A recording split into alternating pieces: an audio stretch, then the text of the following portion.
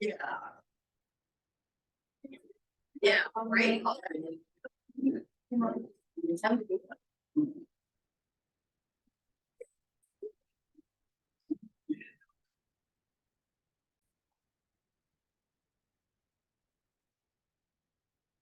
Yeah.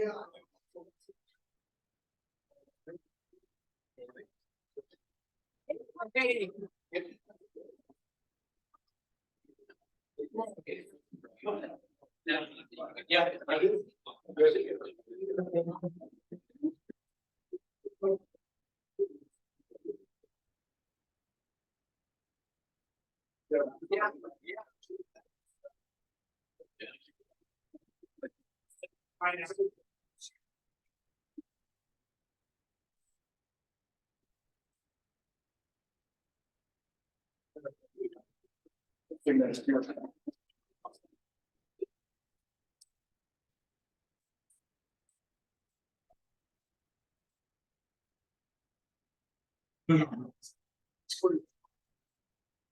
Scanning.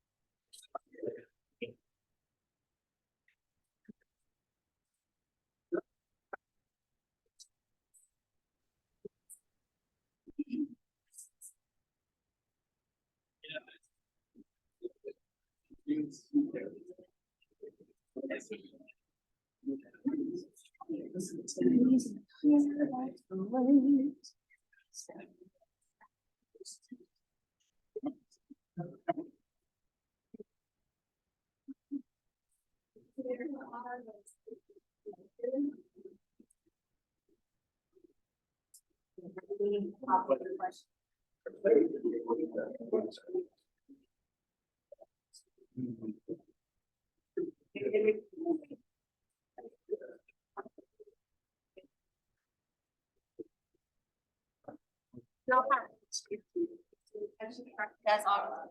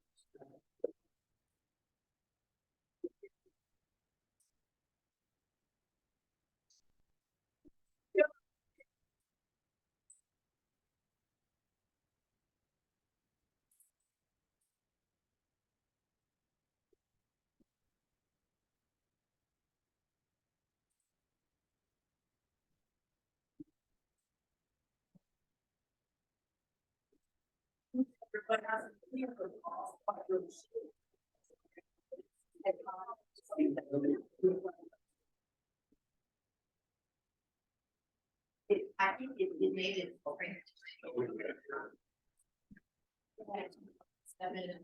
Yeah. And it's right. Yeah. Yeah. Students are Give it around. So they're not getting-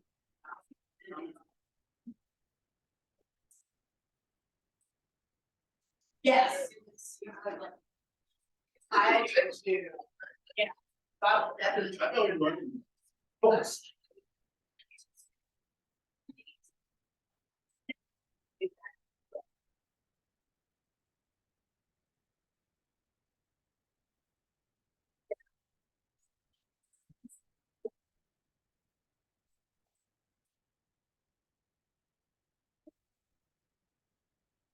Cheese is so good. This is kind of good. It's all really.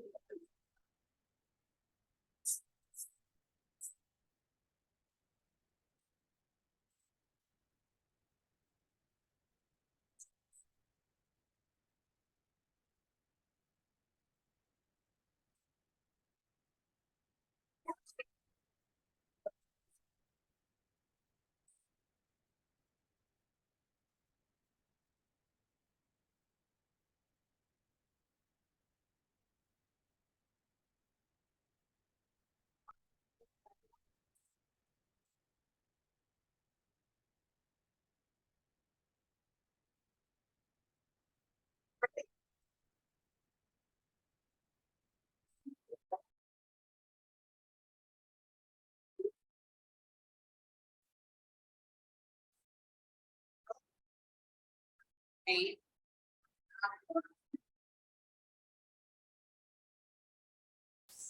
Yeah.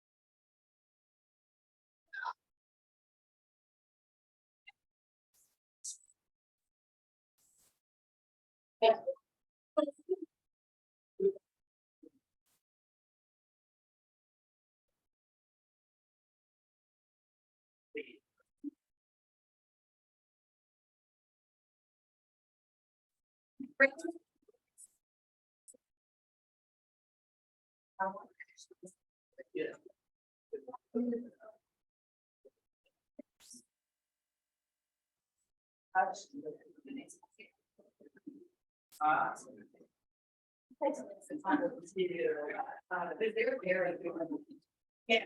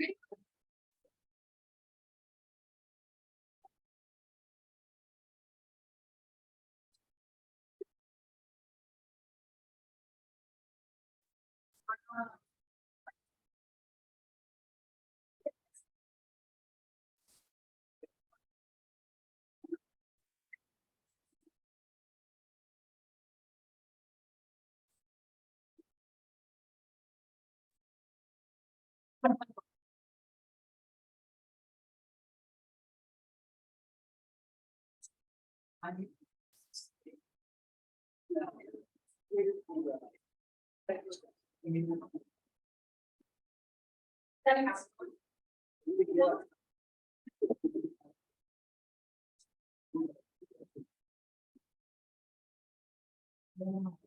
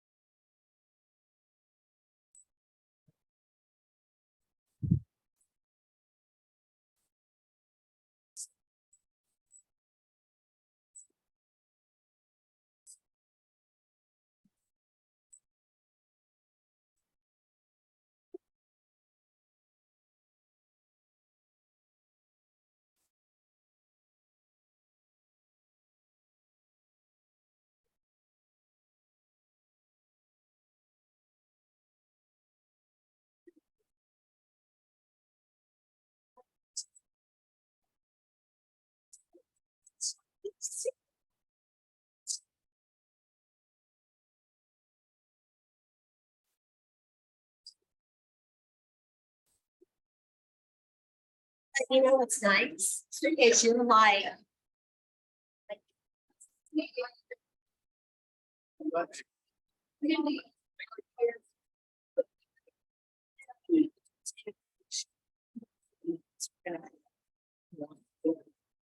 So you'll just have to.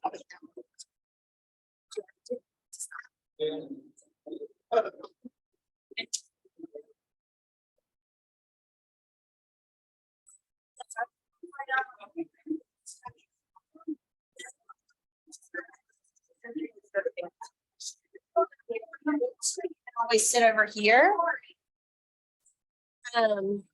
You can. No, no, no. Sit over here. No, those are all first. You said you was.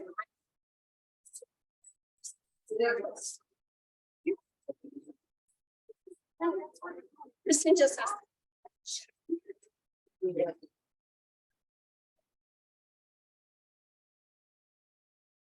Let me know when you're ready, Miss Stephanie.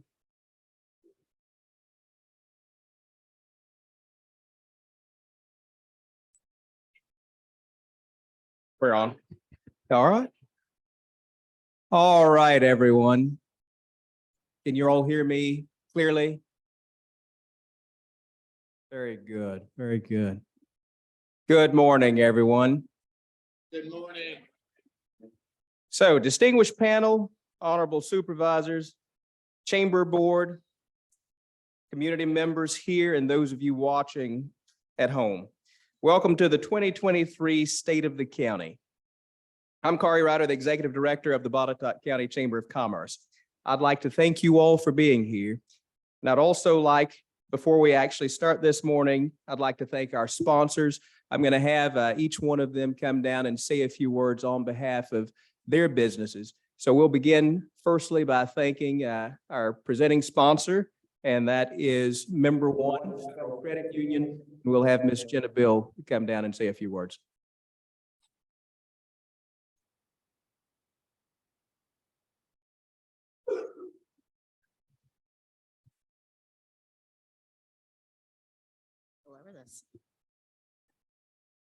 Good morning. My name is Jenna Bill, and I'm the market manager for Member One's Daleville location here in Botetourt County.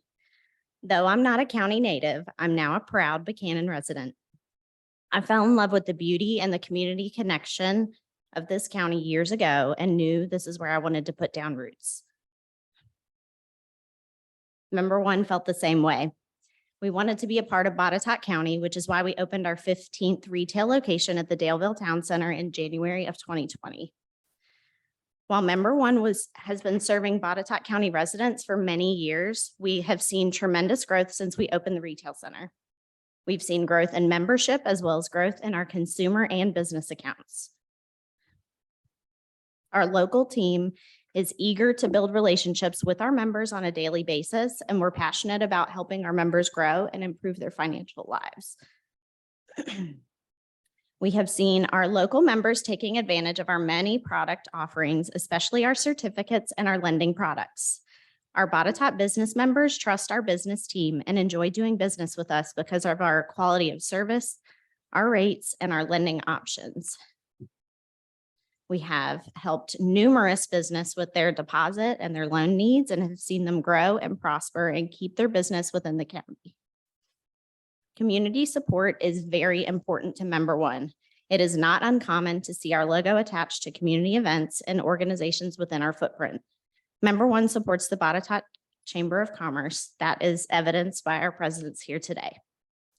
We also support the Chamber's Business Education Committee, who created the unique and successful Botetourt series in 2022. The series is continuing this year. If you haven't attended a Botetourt event yet, please be on the lookout for upcoming dates in the Chamber newsletter. You definitely don't want to miss these events that focus on topics relating to all businesses, small and large. I would be remiss if I didn't say that Member One cares about the state of the county. We're proud to serve the residents and businesses of Botetourt County who choose to bank with Member One. We care about being an integral part of what makes this county special. As I mentioned, I'm Jenna Bill, the market manager for Member One's Daleville location. Feel free to stop by our location anytime, and we'd be honored to serve you and help you achieve your financial dreams.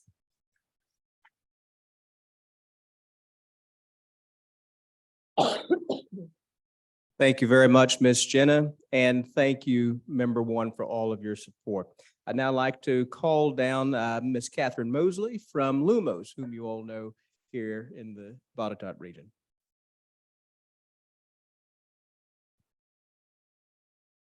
Good morning. Thank you so much, Carrie and your team, for the opportunity to sponsor this important event this morning. Dr. Scawthorne, I haven't seen him this morning, but members of the board, so good to see you this morning. Chairman Weddle and Superintendent Russ, I think, are here. Mr. LaRue and your team, we love working with you. And I understand Mr. Hall is here from the Attorney General's office. Again, we're so honored to sponsor this event. And although I don't have Jenna's story, I don't live in Botetourt County. I grew up in Salem, so I always love coming down here. I live in Charlottesville now, but you never know. I love this place and it's always great to come back. I actually took horseback riding lessons down the road in Fincastle years ago, and I just am amazed by the growth here in the county. Lumos and its predecessors have a long history in Botetourt County, and we are thrilled to continue this meaningful public-private partnership. Many of you know we announced in the fall of 2021 our focus on fiber to the home and small businesses.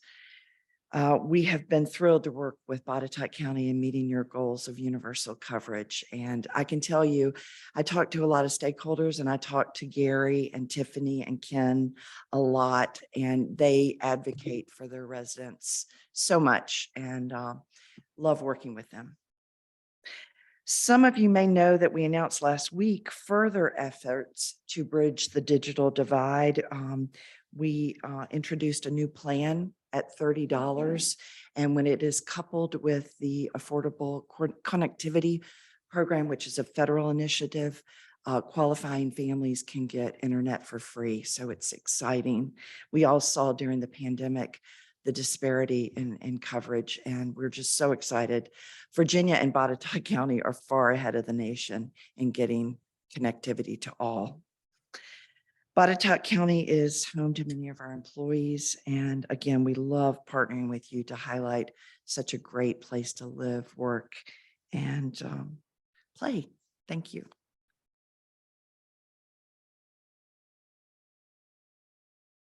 Thank you very much, Ms. Mosley, and thank you, Lumos. And I would be remiss if I did not thank our partner, Botetourt County, whom you'll be hearing from throughout the day. We've had the opportunity and, for me, the pleasure to work very closely together. It's always a great partnership when you can have cohesiveness between both county government and your Botetourt County Chamber to be able to work on behalf of our business community. So I'll begin. 2022, we saw great growth in Botetourt County. After the resurgence of COVID, which was pretty devastating throughout the nation, we have been blessed to see small business growth along with big business growth here in Botetourt County. If you look at the slide, you'll see that the Botetourt Chamber performed over 7 ribbon cuttings in 2022 for a variety of businesses, be they boutiques, medical practices, a Papa John's, and the opening of the new location for the Botetourt County Museum. We also saw the growth and opening of new businesses. You'll see that Munters opened its doors right here in Greenfield here in 2022. And we saw with the arrival of not governor anymore, but Senator Tim Kaine came to Troutville for the extension of the Virginia Transformer facility. So that's going to be some great growth there. The initiatives have just been tremendous. Now, with all this growth, we saw that the chamber itself was very successful in a number of its events. We held over 36 events in 2022. Along with those were our signature events, which is the State of the County, the meeting of the membership, the Botetourt County Fair, our very successful golf tournament, our annual dinner, and as you all know, the Tinsel Trail.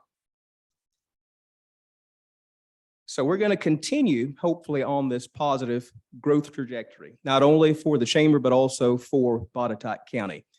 So as we continue our events and community interaction, I'd just like you to know in 2022, we saw over 282 active members, 1,900 contacts on our email list, 20 sponsors and partners, and we added 31 new members in 2022. And due to the fact of being cognizant of your time, I'm going to go ahead and close.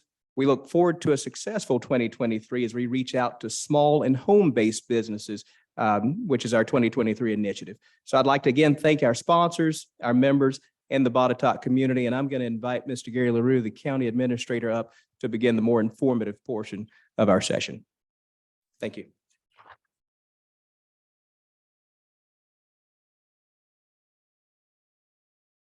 Thank you, Corey. I certainly do appreciate the introduction, and also would like to welcome everyone here today to Greenfield, those that are in person and those that are online as well. Certainly do appreciate the opportunity to be here with you and to have you here in Botetourt County. One of the things that I got a text message, as probably many of you do on a morning. I've got one from Mr. John Alderson. Anyone know John Alderson? Anyone in here? Yeah. So he sent me a text message and he said, "Happy Groundhog Day." So I want to wish to each one of you a happy Groundhog Day on behalf of Mr. Alderson. So one of the things that we do is that Botetourt County is very fortunate to work with the Chamber of Commerce, and Corey, we certainly do appreciate the efforts and the opportunities to be able to partner together on things. Matter of fact, if any of you were at the Tinsel Trail that you have alluded to over the past couple of years, you may or may not know that I have a pretty close association with Santa Claus. And if you need something, let me know, okay? That's even to you, Teresa. So Teresa's got an interesting story with a grandson. So anyway, we certainly do appreciate that. Other thing is that I see several staff members, Botetourt County staff members in the audience here, and some are probably online as well. And I certainly do appreciate each one of them. It is a team effort. It's a group effort to actually work together to make this such a wonderful place. And so without the team, it would be impossible to do. Now, one of the other things too is just to let you know that time flies. Excuse me, I'm getting a little dry here. Hold on a second. Need my cup of coffee anyway.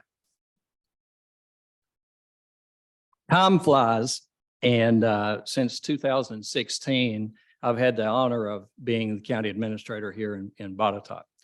Just celebrated 7 years last month, and it has been a ride. And Dr. Bailey, those are dog years. There's no doubt about that. Those are dog years. So I think that's 49 in reality. But it has been a pleasure. One of the other things too, and Kat, this goes back to you and saying that you lived in Salem and wasn't a Botetourt resident. Well, after coming to Botetourt, and everyone knows the history about Botetourt, is that we actually went to the Mississippi in 1770, as you well know. And so in reality, I've always lived and worked in Botetourt. And you can end up saying the same thing if you want to claim that, because Botetourt stretched a long ways, and so you might as well use it, okay? So that's something else. And so really appreciate that. Also, would like to recognize the Board of Supervisors. They are absolutely awesome. I cannot describe how positive they are, how thoughtful they are, how energetic they are, how we could just go on all morning about the Board of Supervisors. And the reason being is because if we had a Board of Supervisors contest in the Commonwealth, and I've said this many times, we would enter the contest and we would win the contest. There is no doubt in my mind. Yes, yes.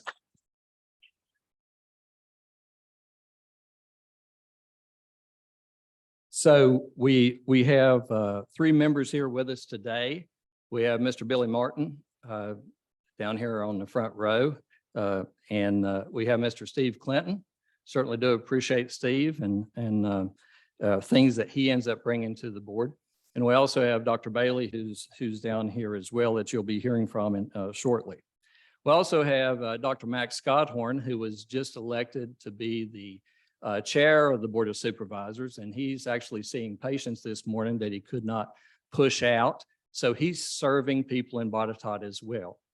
We also have Amy White, who Amy was just elected to be the vice chair of the Board of Supervisors.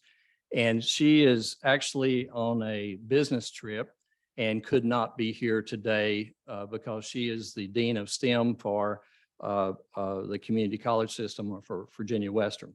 So we certainly do appreciate each and every one of those for the work. Now, I heard a conversation just before we got started. Landon asked Dr. Bailey, how many hours a week does he dedicate to this part-time volunteer position? And I heard the answer, and he was being very humble in the answer, because he said, oh, 10, 12, 15, 20, the number kept escalating a little bit, but it started off rather low. Let me tell you, these guys and lady, they dedicate thousands of hours toward this effort. And they're doing it because they want this place to be better. They want us to be better. And that's what the reasoning is behind everything that they end up doing. So to move on and to introduce Dr. Bailey, who will be giving the State of the County address for this past year and give a little preview about this coming year.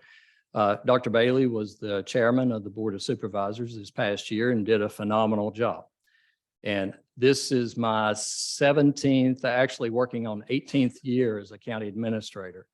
And Dr. Bailey is absolutely top tier in everything that he has done in that role and also as a board member. Dr. Bailey has been here since 2019 and elected to serve the Fincastle district. Just done a great job. And he served this past year as board chair. And you know, something that you think about and trust and trusting people, I think it's very important to be able to actually have trust in people. Well, you know, we have trust that the doctors will end up taking care of our kids. You know, you take them, you take them to the doctor, and they'll take care of the kid. But there's one thing that probably trust is even more important about, and that's our animals, our pets. I know it is. Many of us would probably say that, maybe not publicly, but you may say that. And so if you have entrusted Dr. Bailey with your animals, then it builds the tremendous amount of trust that you would have in this man. He's done that for a long time in this community and has served and has been a consultant and has been a practitioner of veterinary medicine in this community for many, many years. And one of the things I like to say about him, and I've shared with other people, is that with Dr. Bailey, every stitch has to be perfect. And the same thing happens in his actions with the Board of Supervisors. Even this morning, prior to this session, he was going over the details of his presentation. The guy is just absolutely amazing, and customer service is king whenever we're talking about Dr. Bailey. And he is just a fabulous leader. And with those accolades, Dr. Bailey, I'd like to turn it over to you for the State of the County.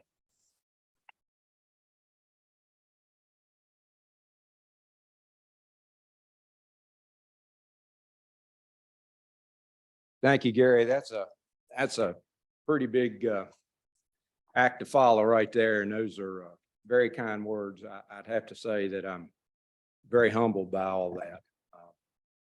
You're too kind.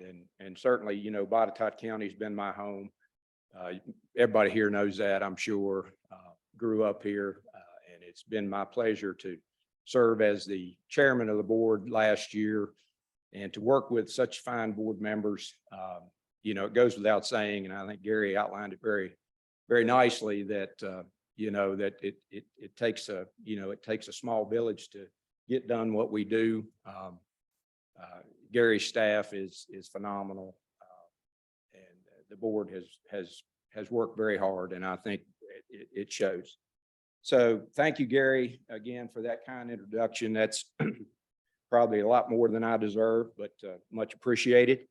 Botetourt County is very thankful for our community and business partners. Our dedication and commitment to the progress in Botetourt are to be commended, and we are happy to serve alongside you. I want to take a moment and recognize my fellow board members. Gary pointed out that Billy Martin's here today and Mr. Steve Clinton's here today. Thank you, gentlemen, for being here, and thank you for all you do. Newly elected chair, Dr. Max Scotthorn's over there grinding it out, working this morning like he does every day. And we appreciate him immensely. He's been the chair before and he'll do a fine job. Newly appointed Amy White as the vice chair. Most of you know Amy. She's just a home run and will do an excellent job as well. And I'd like to say, just for the record, that I'm filling in for them this morning here to do this. And, I'm happy to do it, but I think they owe me big. So I'm kind of thinking Frankie Rollins. So with that being said, I'll gladly present the state of the county.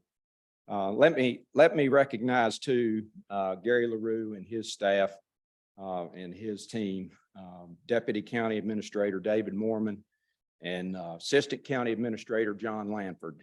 The board is so grateful for Gary and his group, the leadership and dedication. It's truly an honor to work with these folks and their staff daily. Many of you know this, but I grew up here. It's kind of been outlined by Gary. I've been fortunate, extremely fortunate to be a Botetourt County resident basically all of my life, except for when I was in school. And that wasn't far away then, home regularly. We had Kelly and I raised our two boys here. They are fans of Botetourt. They come back. They enjoy being here. It's been just a phenomenal place for them to grow up. I've been extremely fortunate to practice veterinary medicine here for 35 years. It has been a fantastic experience. I still practice part-time, as many of you know, and it's a pleasure to do so. And at this time, I'm certainly pleased to present and talk about the state of our county. The state of our county is very good, and I'll repeat that, very good. Just like everyone, though, we'll have challenges. We'll have challenges going forward. We have challenges just like many other communities with inflation at this point, with supply chain shortages, with labor shortages. We have got a tremendous number of business partners in Botetourt County. Many of them are looking for quality and trained people every day, and we are doing our best to work towards workforce development. We feel like that's an important goal and a much needed endeavor here in the county. So that's certainly one of our priorities. Despite those challenges, our county is resourceful, resilient, creative, and I'm confident that this year will be another great year for growth and prosperity in Botetourt. I'd like to take a step back and reflect on 2022, some highlights from this past year, and there were a lot of them. Last year, we not only saw broadband installations ramp up, but we worked alongside our internet providers to provide educational videos about the installation process and to share success stories. And this has been a huge undertaking, as many of you know. It has been a focus, and we are so glad to see progress being made for universal broadband coverage in our county. This is no small feat. We told you universal broadband was on the horizon this year, and we're on track to see this project finish in early 2024. Work is continuously taking place, and our partners through the Virginia Telecommunications Initiative grants. We are thankful to all the men and women that have been tirelessly bringing this needed service to our community. We want to thank all of you for your patience and support as we continue to work together on this transformational project in a team approach. And transformational, I think, is a key word in that process, because this is revolutionizing and modernizing Botetourt County. We are ahead, in my view, of most counties in our progress. We've had some speed bumps along the way, that's for sure. And Gary and his team have worked tirelessly to get across those speed bumps. But this is for our schools, for our citizens, for our businesses. This is a very important and transformational, I think is the right word. I'd like to recognize our local broadband commission that was formed in 2017. These fellows, Dr. Mac Scott Horn, Mr. Walter Griggs, Mr. Darrell Hicks, and Mr. Brandon Evans. These fellows were visionaries in this process and important to the process. They met regularly. They spent volunteer time and many hours and expertise discussing the strategy and making sure that our broadband program was moving forward. So we are very much appreciative for their efforts. Our partners with Lumos, Bark, Craig Botetourt Electric Cooperative, Comcast, and Shintel, on behalf of Botetourt County, thank you for all the work that you and your team are doing to provide our county with this vital service. And, spend a lot of time there on broadband, but I think everybody here can agree this is a big deal. Big deal. 2022 also saw preparation for reconstruction of the circuit court in Fincastle. This is another huge project here in Botetourt. Following a detailed study and community engagement, the Board of Supervisors unanimously approved a plan for this new circuit courthouse. The plan includes enhancement of the entire courthouse square area and is a result of cooperation between the county, the town of Fincastle, Botetourt County Historical Society, the sheriff, the clerk of court, Commonwealth's attorney, and the circuit court itself. A lot of people engaged. All the stakeholders were engaged, and it was a good process, very good process. A lot of input from all of those people and all those entities. Architectural Partners from Lynchburg is preparing all design, construction, bid plans, and documents for this project. Assistant County Administrator John Lanford is doing a fantastic job of spearheading this project on behalf of the county. And this takes a lot of oversight. So this is no small feat. And Mr. Lanford's doing a great job at, keeping an eye on this project. In the spring, relocation of the historic Breckenridge Law Office, Weston Hotel building, and monuments will take place in preparation for the main courthouse work. And you've probably seen some preliminary site work going on up there at this point. So, this thing is in progress. It's a big project. It's going to take some time. And site improvements, like I said, are ongoing. They'll include the demolition of the Fincastle Community Center building and the former Public Works building. And this will allow for expanded parking and the construction of a courthouse square. So that's the vision there. It'll be a courthouse square that'll be, citizen friendly, visitor friendly, and I think make the town of Fincastle even more inviting for tourists to come see our history.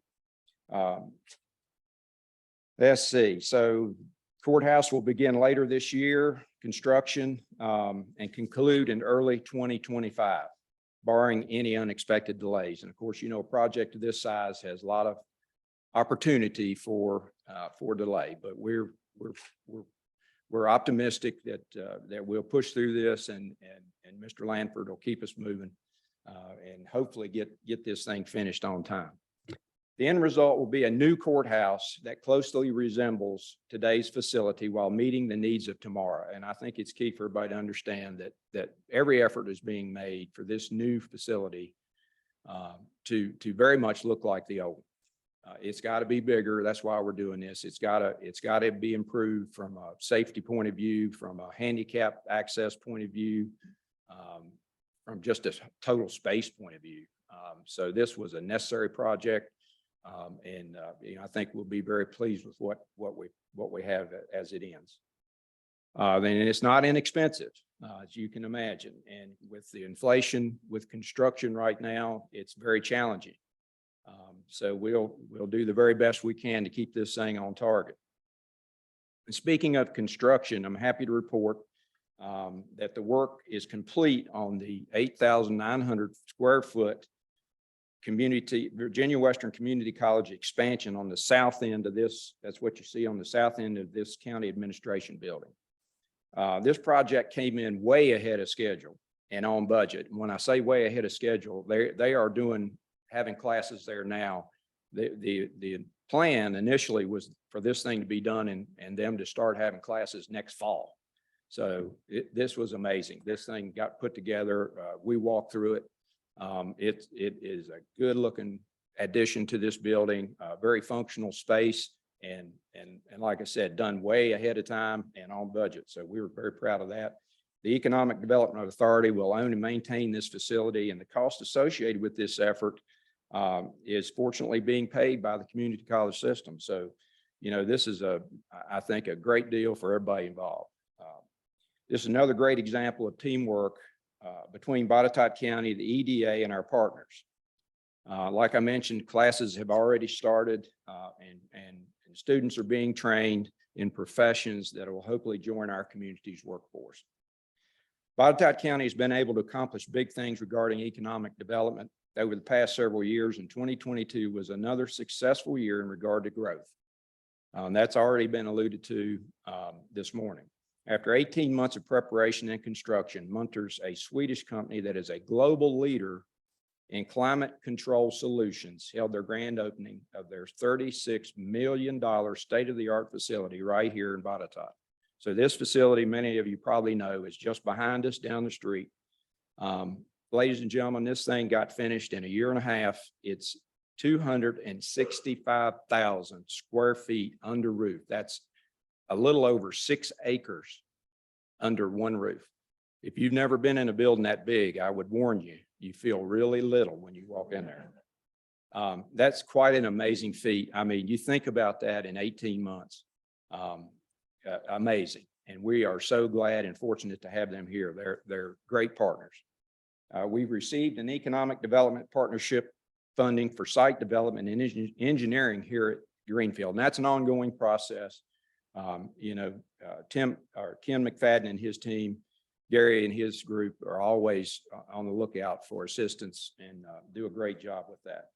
Also, Botetourt County and the Botetourt Technical Education Center received a Go Virginia grant totaling over $166,000 in state funds to support the installation of 10 new welding booths at BTech.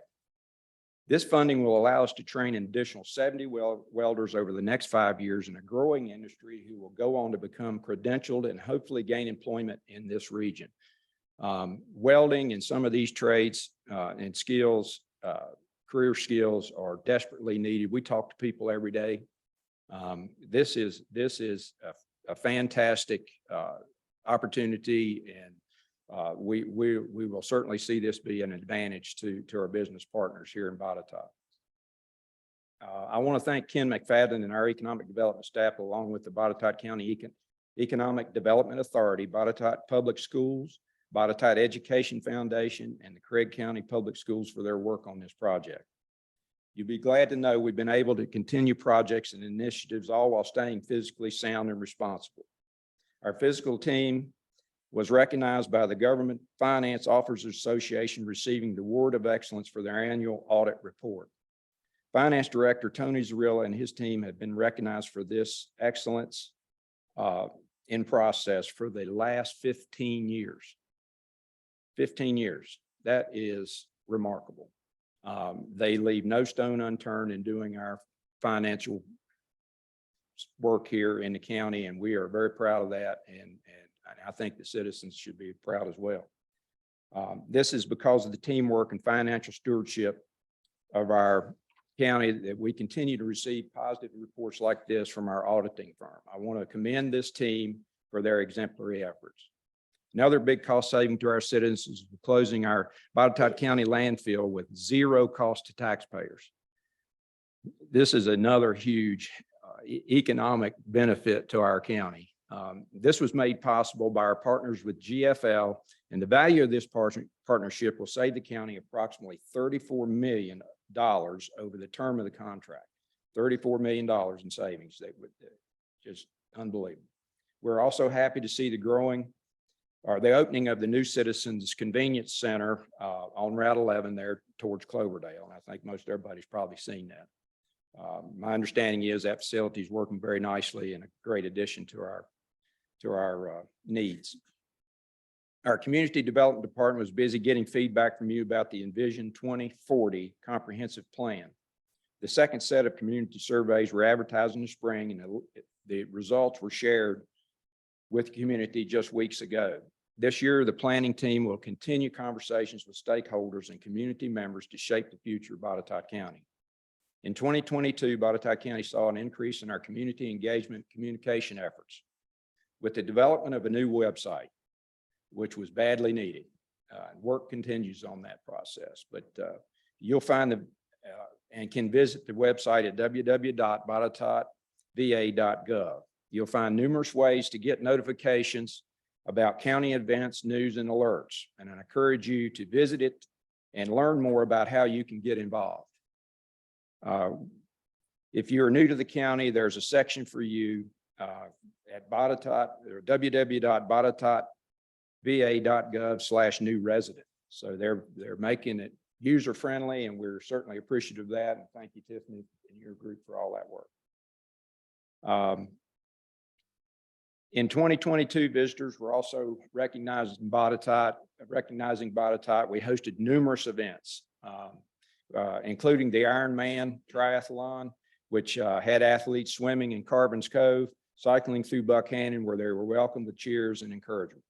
We also had visitors from all over the United States that competed in USA Cycling event, which called Botetourt County home for 3 days. We were happy to welcome the VBR Team 2024 Women's Olympic Cycling Team to Botetourt for their training. We look forward to keeping track with them and following this team to the 2024 Paris Olympic Games.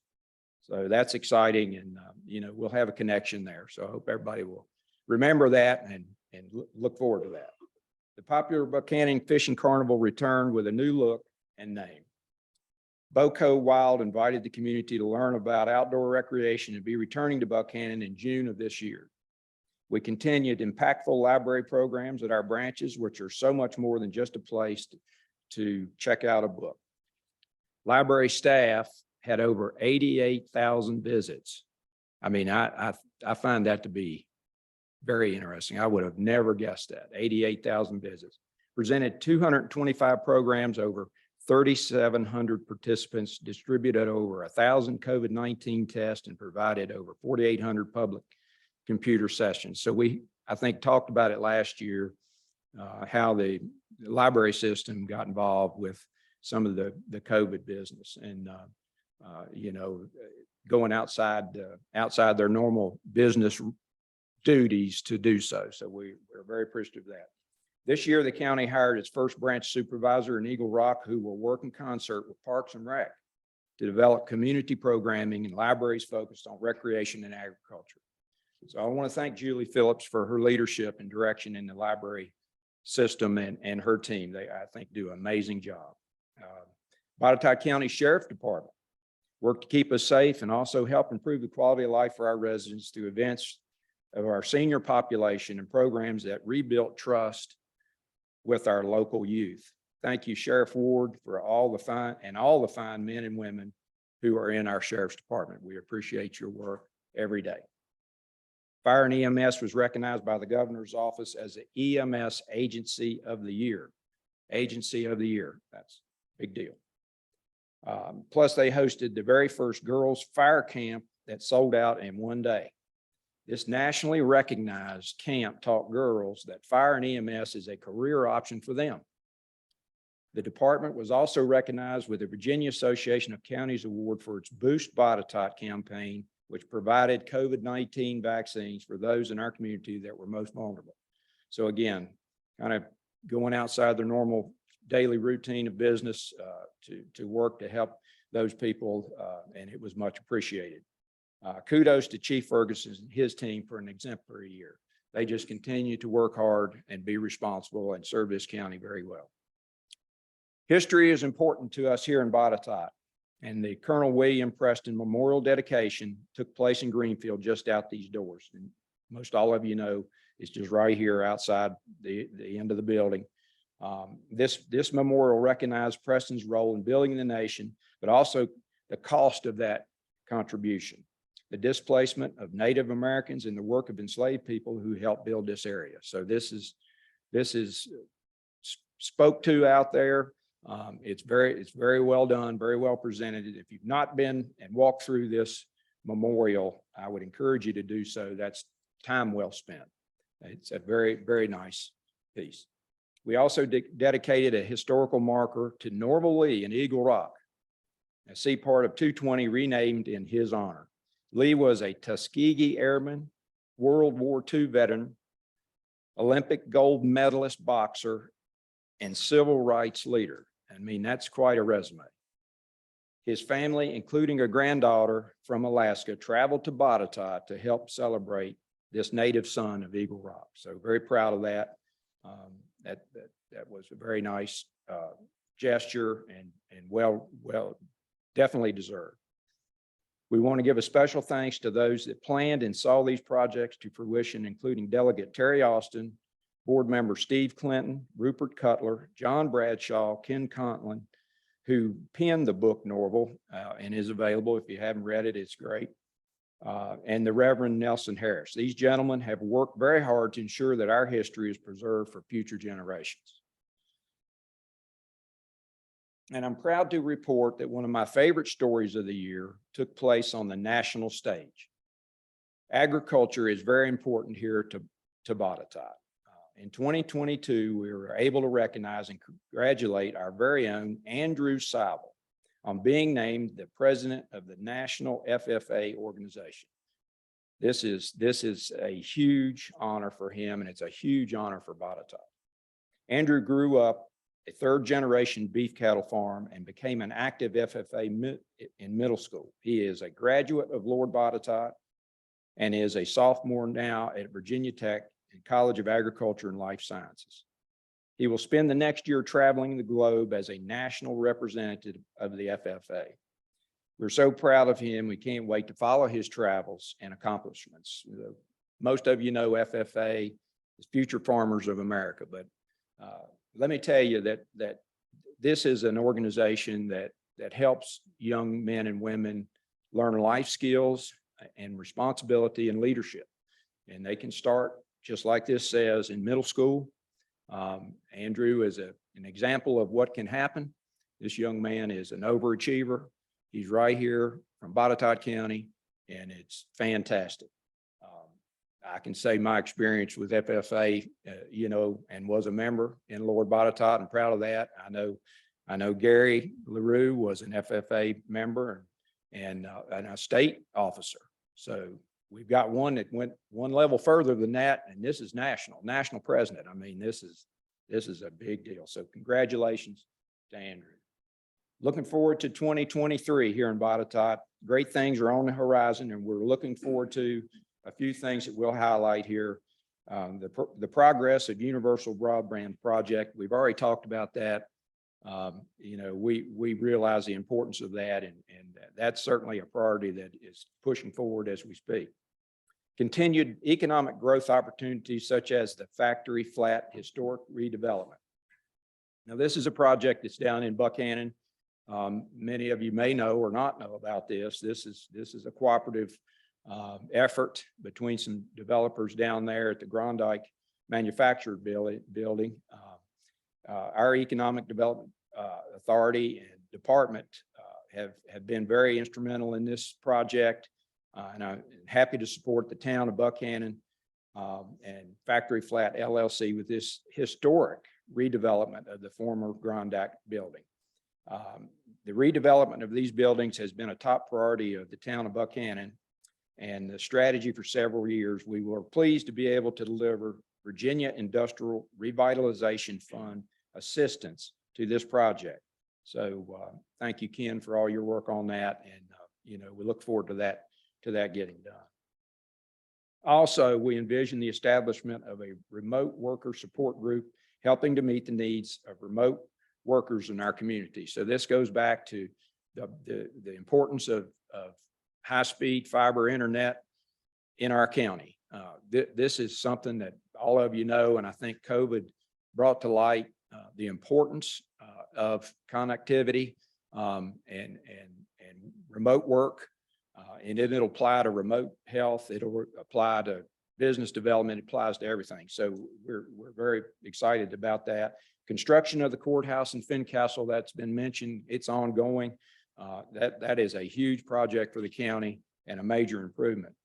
We also have looking on the horizon at two projects that Rails to Trails Initiative and the new planned history museum in Fincastle. So these are projects that are coming kind of through Delegate Austin, some funds, state funds that have been gathered for those projects, and think will be very, very well received, and an opportunity for Botetourt to have other types of opportunities for tours. In closing, what makes Botetourt such a great place is our partnerships. Partnerships with the Chamber of Commerce and Small Business Development Center, the EDA, Roanoke Regional Partnership, Roanoke Blacksburg Technology Council, and Visit Virginia's Blue Ridge that help our county be such an attractive venue for business, travel, and leisure. I wish to thank our county employees who persevere and give their best, not only every day, but every month and every year they've been here. They provide valued services to our residents and business and go above and beyond to help make Botetourt County great. On behalf of the Board of Supervisors, thank you for all of your efforts. Thank you for your time this morning, and thank each and every one of you for making Botetourt County truly the best county, not only in Virginia, but in my opinion, among the best anywhere. May Botetourt County continue to be blessed. Up next, we'll hear from Dr. John Russ, Superintendent, Botetourt County Public Schools. Let me just say that the Botetourt County Public School Administration staff and the Botetourt County School Board work very hard to take care of our children and our families. Recently, and I'm sure Dr. Russ will mention this as well, and I don't want to steal his thunder here, but Angela Myers, librarian at Reed Mountain Middle School, was named Teacher of the Year for our region. Congratulations to Angela. This award was presented last Thursday night at the Roanoke Regional Chamber of Commerce dinner. We want to take a moment to congratulate Angela for her hard work and dedication to our students, as well as the administration, staff, and school board who helped make it possible. Thank you again, and have a great Groundhog Day. And Dr. Russ.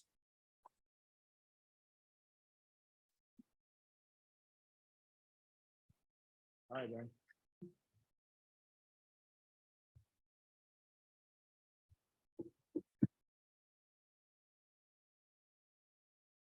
Good morning. My name is John Russ, and I am the proud superintendent of Botetourt County Public Schools. If I use Mr. LaRue's equation, I am in my 21st year as superintendent of Botetourt. But in human years, this is my 3rd year. And I do consider, in my mind, I feel like I have one of the best jobs in this county. And Dr. Bailey, you did steal some of my thunder, just to let you know. Also, Mr. LaRue, I want you to introduce me next year. I'm sure. So I would, one other thing, and I may get in trouble for saying this, but it won't be my first time. I completely agree with Mr. LaRue about if we put all of our Board of Supervisors throughout the state in a competition, in my mind, there's no doubt they would be number one. Here's the part that'll get me in trouble. Of all the elected boards in Botetourt County, they're second. And I think you understand why I have to say that. I feel like I work for, I've been in 5 divisions over 32 years. And I feel I work for one of the best school boards that have ever been assembled. one of the best. This is actually the second assimilation of a school board for me in Botetourt County. But I do want to recognize Mrs. Anna Weddle. She is our board chair. Thank you for being here. Other school board members, Mrs. Dana McCaleb. All of these are professional individuals and they're all at work right now. Mr. Tim Davidic, Mr. Matt East, and Miss Jenny Wilson. I would be remiss if I didn't recognize Miss Michelle Alston. She was on the school board when I came here. Since stepping off the school board, she remains a part-time consultant for myself to be paid in hot dogs. But I do, before I start, I want to thank Mr. Mike Mosier. A lot of the information in this, I can't say a lot. All of the information in this presentation, Mr. Mosier assembled, so thank you very much.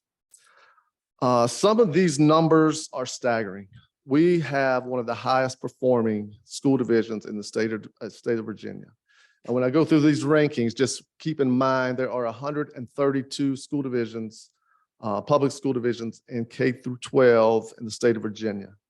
Overall reading this year in Botetourt, we ranked 7th. Overall math, we ranked 4th. Remember, out of 132. When you combine all SOL tests, all state assessments together, Botetourt County ranks 6th overall on those assessments. And there was a study done regarding the learning loss of students during COVID, and it affected all of us, all school divisions. In the study that was done, Botetourt County was 3rd for least learning loss. That is a phenomenal feat. I have to give credit not only to our teachers, our administrators, and they are phenomenal, but for this feat to occur, a lot of credit has to go to parents. A lot of the learning was going on at home during COVID and when students were not in the building. So I have to give a lot of credit to our parents for their support and for continuing to keep their children in the books. Our on-time graduation rate is 94.7. This is 2.5 times higher, 2.5% higher than the state average. So again, phenomenal feats. So those are overall achievements. Some individual achievements as far as grade levels. Our grade 3 reading and English assessments, we ranked 4th again out of 132 school divisions.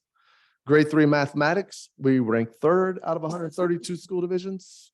Grade 5 science, we ranked 6th. Grade 8 English and reading, we ranked 6th. Grade 7 mathematics, 3rd, and grade 8 science, 8th. Again, I've been in 5 different school divisions. I've never been associated with student achievement results as high as these. So again, thank you to our administration, teachers, staff, and parents. Here's some of the thunder Dr. Bailey stole.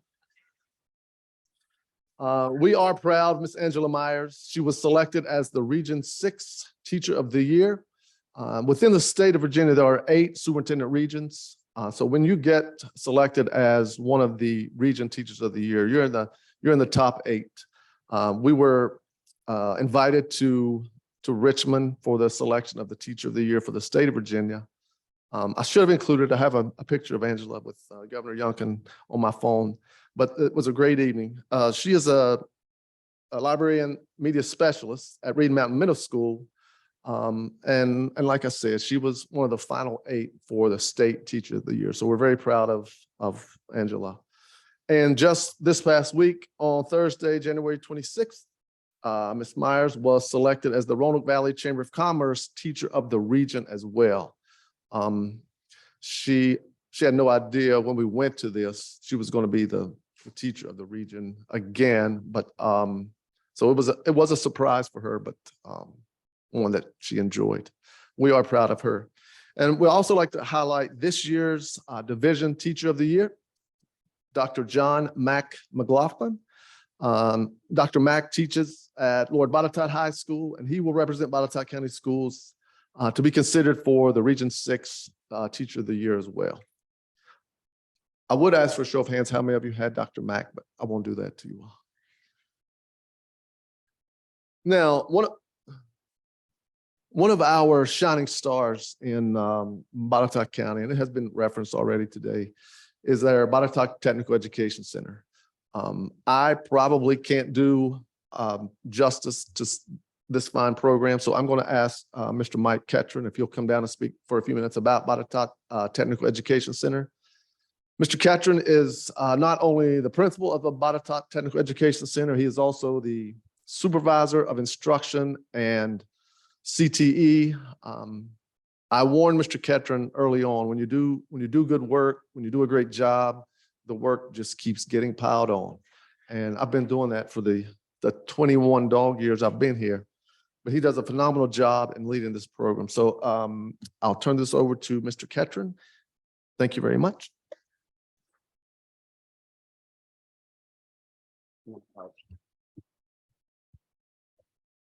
I'm not quite as tall as Dr. Russ. Good morning. I was so happy Dr. Russ asked me to come and speak. But he asked me to speak about one of my favorite subjects, which is BTEC. And so with that, BTEC, Botetourt Technical Education Center, is the technical school that serves Botetourt County schools. We have students from Lord Botetourt High School, James River High School, and we have a few students from Craig County High School as well. And our school we are very proud, the school system is very proud of the variety of programs that we offer at BTEC. And you can see on the screen that we have program offerings from trade and industry areas, engineering, health science, cybersecurity. And I look in the crowd and I see some parents in here of kids that are in our programs currently or in the past. So we are very proud of those programs. One thing that I did want to mention, as in the school division, in the past several years, we have seen a decline in total student enrollment. And at the same time, our programs at BTEC, we have seen an increase in student enrollment every year. So currently we are setting at 652 students coming through BTEC this year, which is the highest ever. And so we are very proud of that fact, and the fact that we offer programs that students are interested in and that they are coming to. And I think that this is a good point to what Dr. Bailey said. This is our workforce development.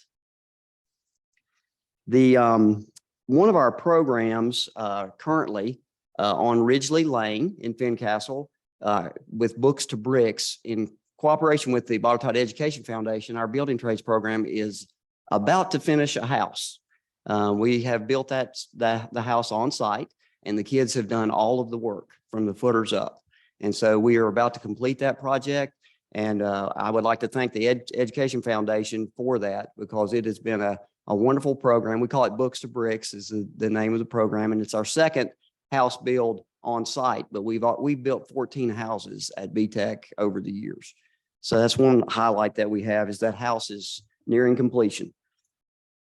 Another thing that a lot of people don't know is that we house the esports teams for both Lord Botetourt and James River. Now, honestly, I had to make sure I knew exactly how to define esports. So esports is organized competitive video gaming. And it is a very large thing in the country, larger than I knew until my son, who is a graduate, he is older, but he bought tickets to the World Championship in Atlanta and went to the World Championships. That's how I knew how massive this thing was, and I didn't realize that. But our esports teams last year, they competed, and we had 6 groups. You have different numbers depending on the game that they're playing, but we had 6 teams who qualified for the state playoffs last year. And we also had 2 of which went to the Final Four in the state playoffs. And one of those teams went on to the East Coast Championship and finished 3rd in the East Coast. And that's not something that a lot of people know is about our esports teams. And so I wanted to make mention of that to let you know that it is a VHSL competition, and it is administered by the VHSL. But those are teams that don't normally get a lot of recognition. And so I wanted to mention those. we cannot, one of the things, we can't talk about BTEC without talking about welding. And the reason for that is we have one of, if not the best high school welding program in the country. And I can say that with every confidence. And Dr. Bailey mentioned the $166,000 grant that we just received. And I also want to parrot Mr. LaRue's, we entered and we won. And so, and that was I wanted to thank the folks involved with that. Michelle Austin brought it to our attention. And so we appreciate that.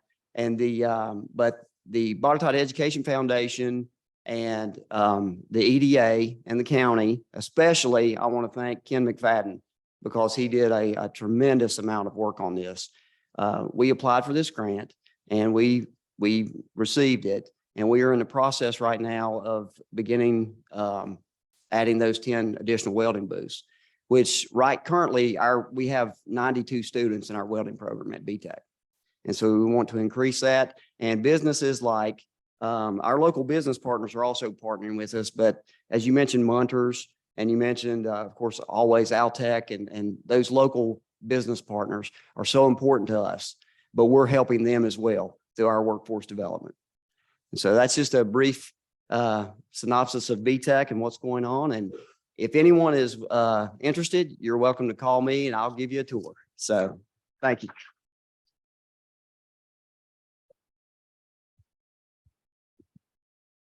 Most of you know, we claim Mr. Ketron as our Botetourt County Schools Iron Man. He competes. So when they asked me, do you want me to come down there when you go down? I said, no, you have more hair than I do. And you have no body fat. So we are proud of Mr. Ketron and our BTEC program.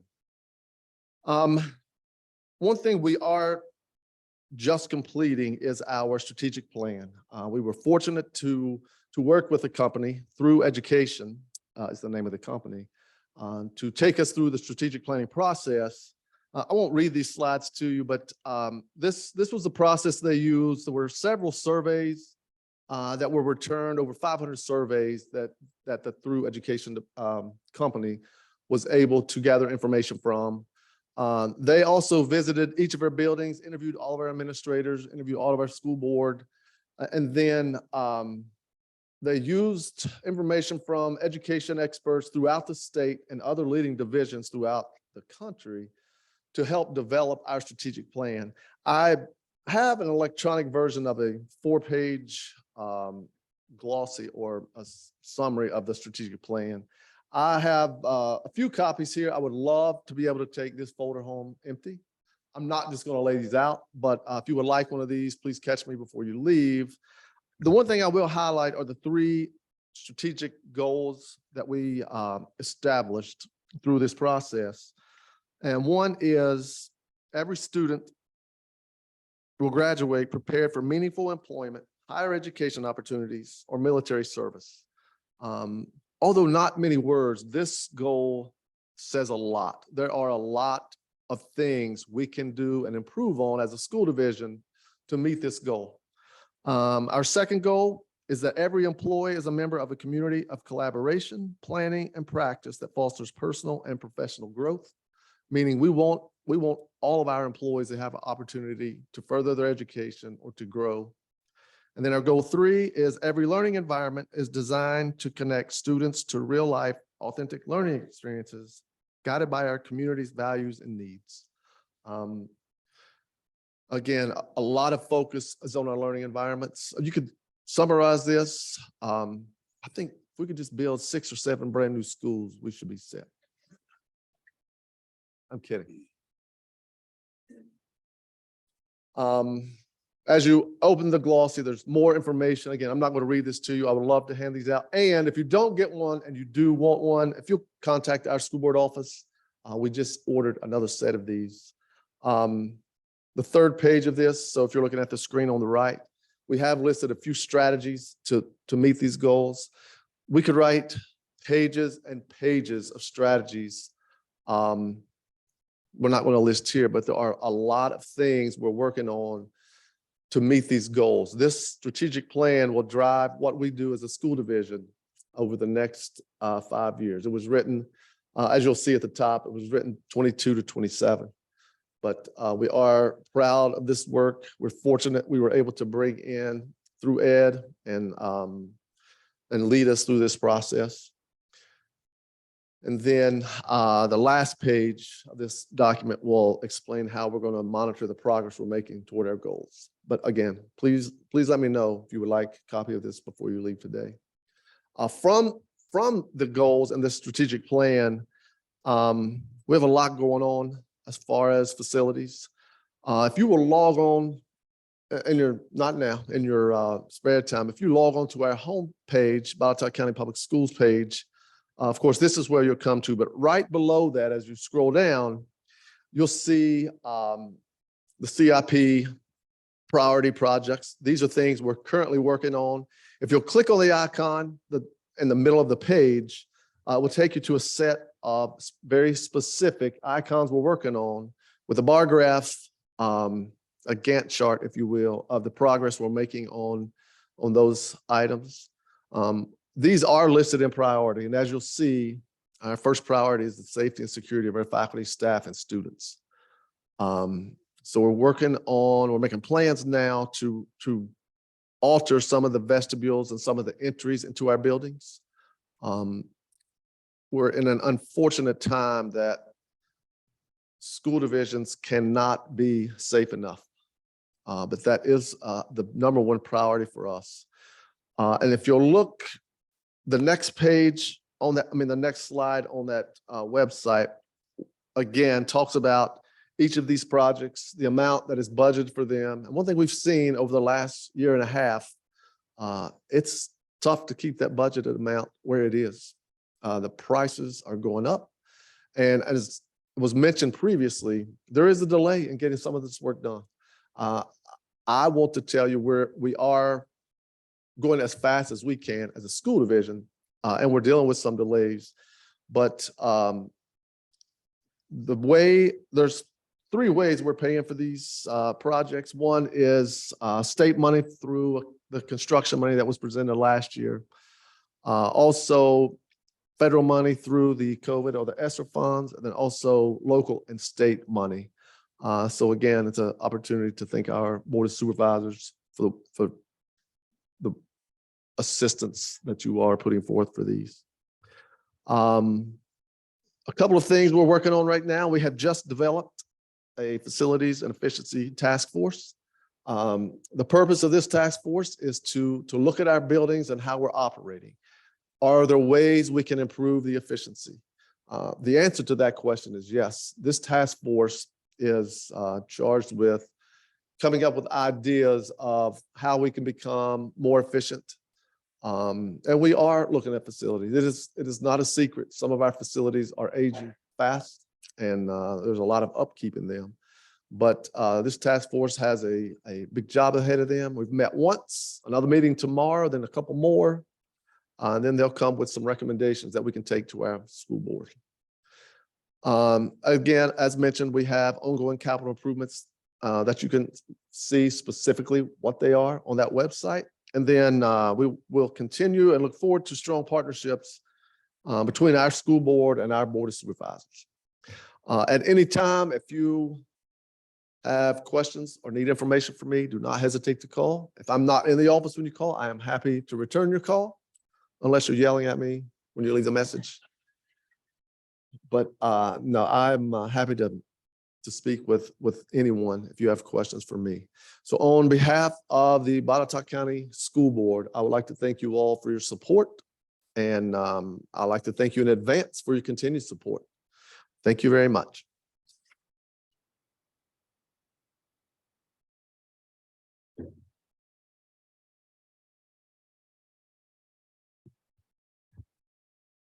Thank you, Dr. Russ, and thank you, Mike Catron, for all that you do for the future of Botetourt County's workforce.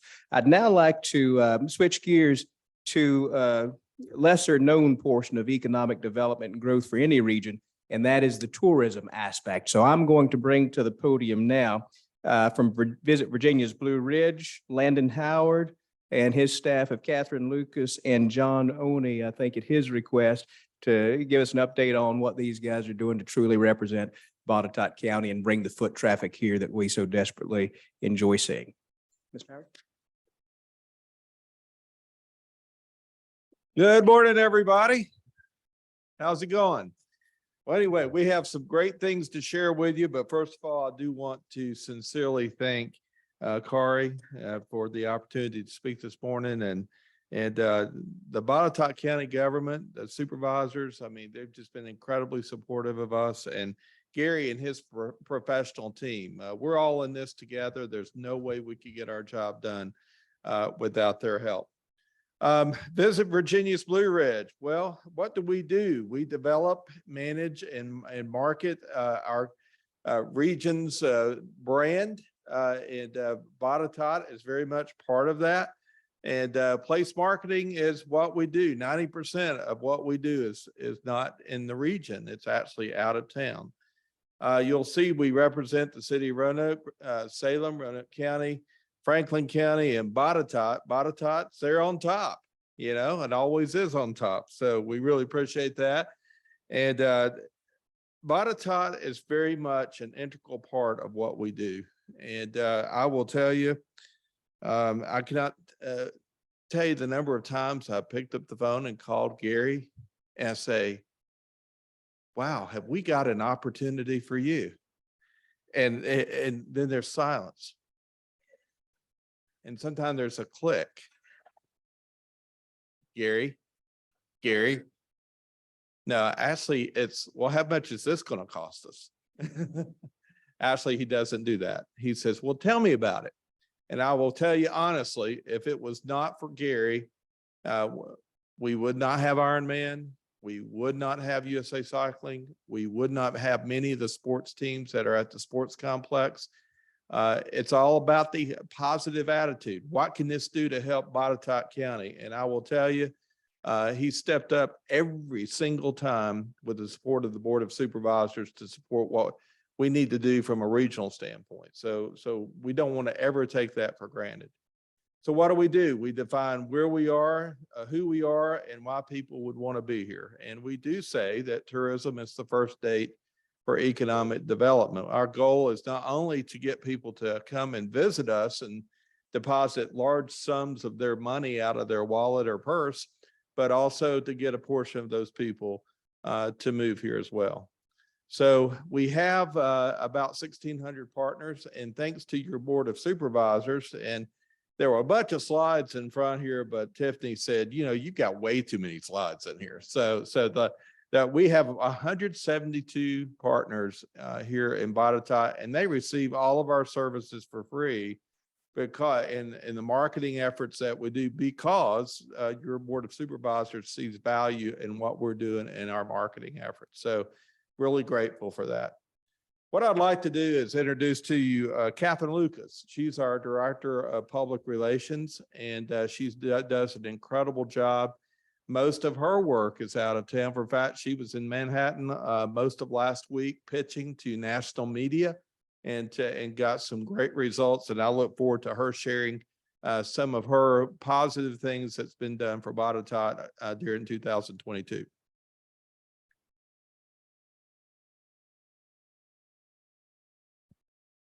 Good morning, everyone.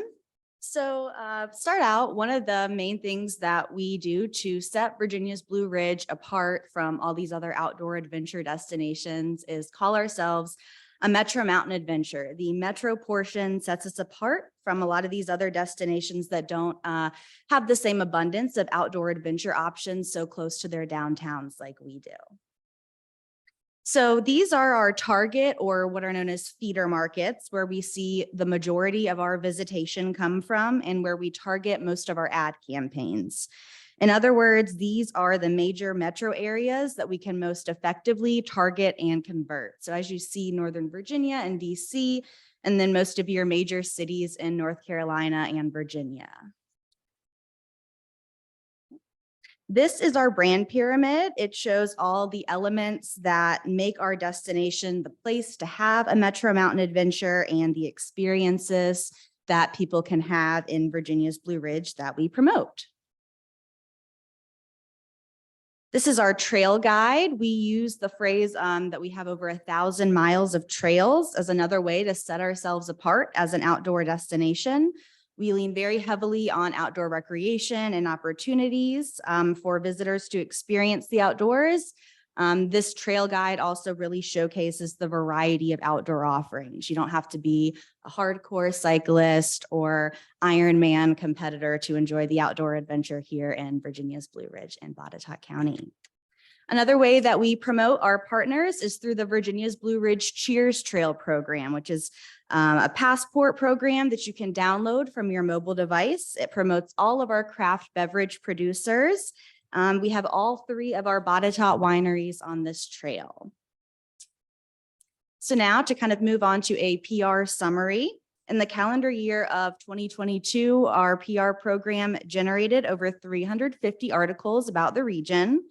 We met with or brought to the destination over 150 writers, bloggers, and influencers, and had nearly 4 million likes, shares, comments on Virginia's Blue Ridge social media posts and on social media posts that other publications made about us. So out of these 350 articles, Botetourt County was either mentioned or featured in over 1/4 of them. So not bad for 5 jurisdictions that we promote. And then on the subject of articles, I'm going to highlight some of the articles that Botetourt has been featured in the past year. This one was written by our marketing team and then shared on Virginia Tourism's travel blog, which is read by potential visitors in several of our key Virginia feeder markets. This is some national coverage that Fincastle received on MSN. This is an article from Northern Virginia from their fall travel feature. This is a multi-page spread. We directly pitched the story and provided images to the author of the publication. We work with Northern Virginia Magazine pretty regularly and have gotten some other Botetourt partners featured as well, such as the country. This is a writer that we hosted in September from the Charleston, West Virginia Gazette. It appeared in print as well as online.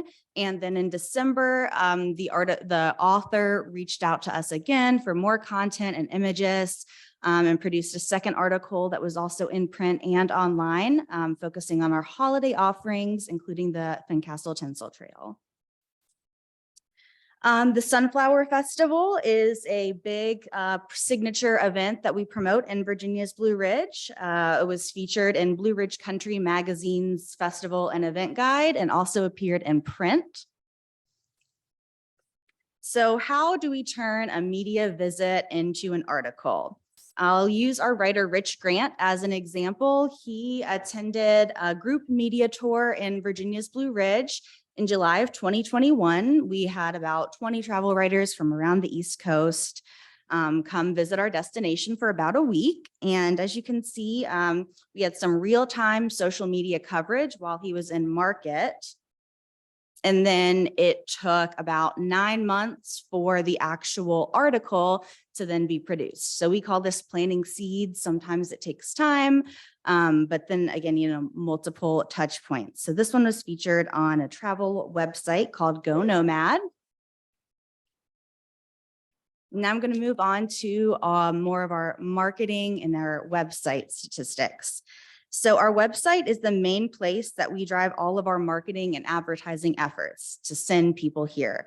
As you can see, the majority of our website visitors are coming to us from their mobile devices, such as their cell phones.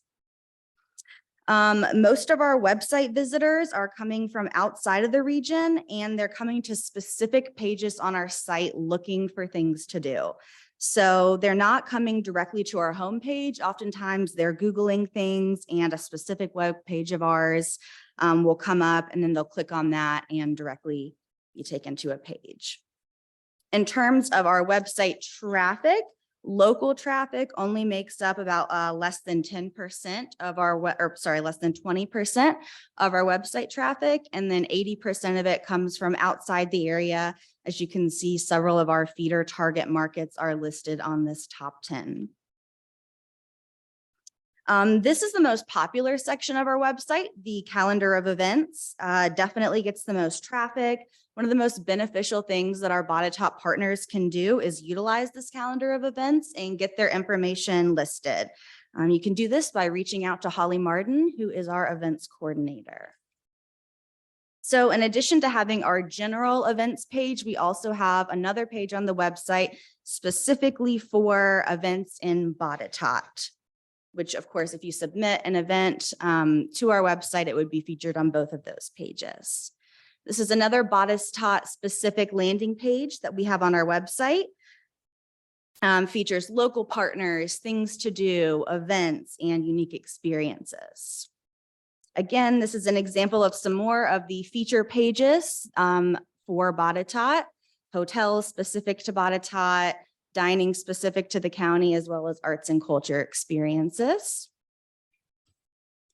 This is our social media.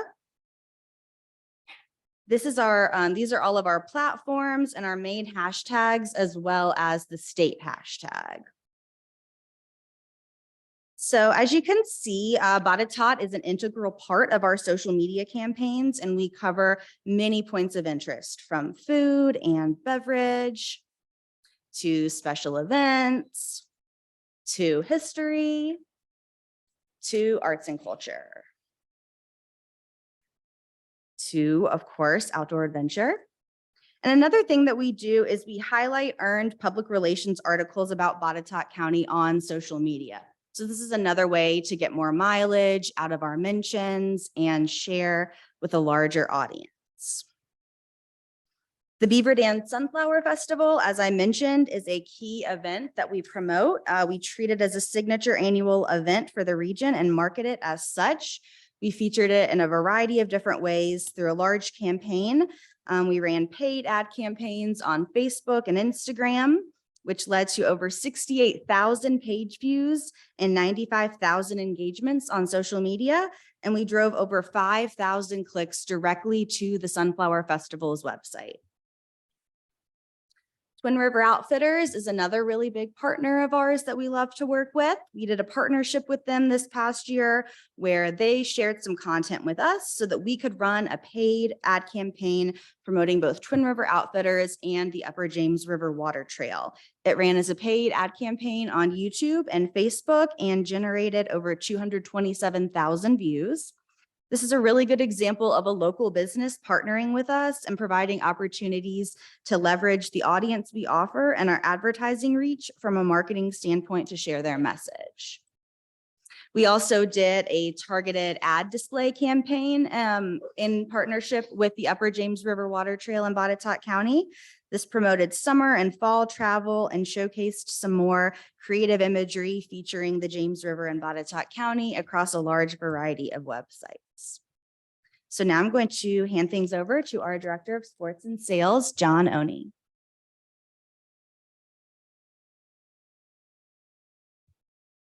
Thank you, Catherine. I want to just start by saying, as a native of Pennsylvania, if you have not gone to Punxsutawney to see one of the world's massive events and watching Phil see or maybe not see his shadow, I highly recommend it.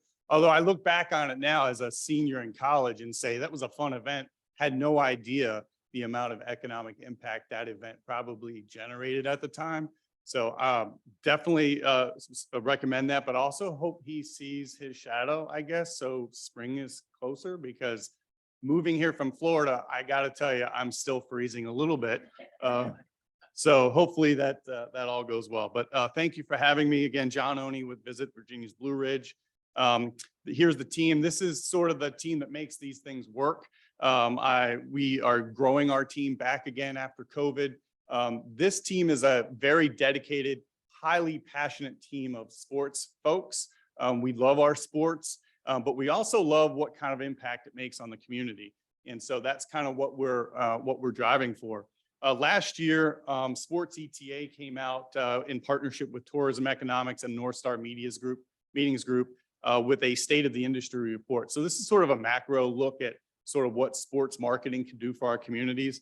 And they found that $39.7 billion in 2021, mind you, was spent on direct spending for events, which equated to $91.8 billion of economic impact. So to say that sports tourism and sports marketing is healthy, I'd say, yeah, that's pretty good. I'd also say that it's, we now know it's pandemic resistant. So before we knew it was recession proof, but now it's pandemic proof. So that's good.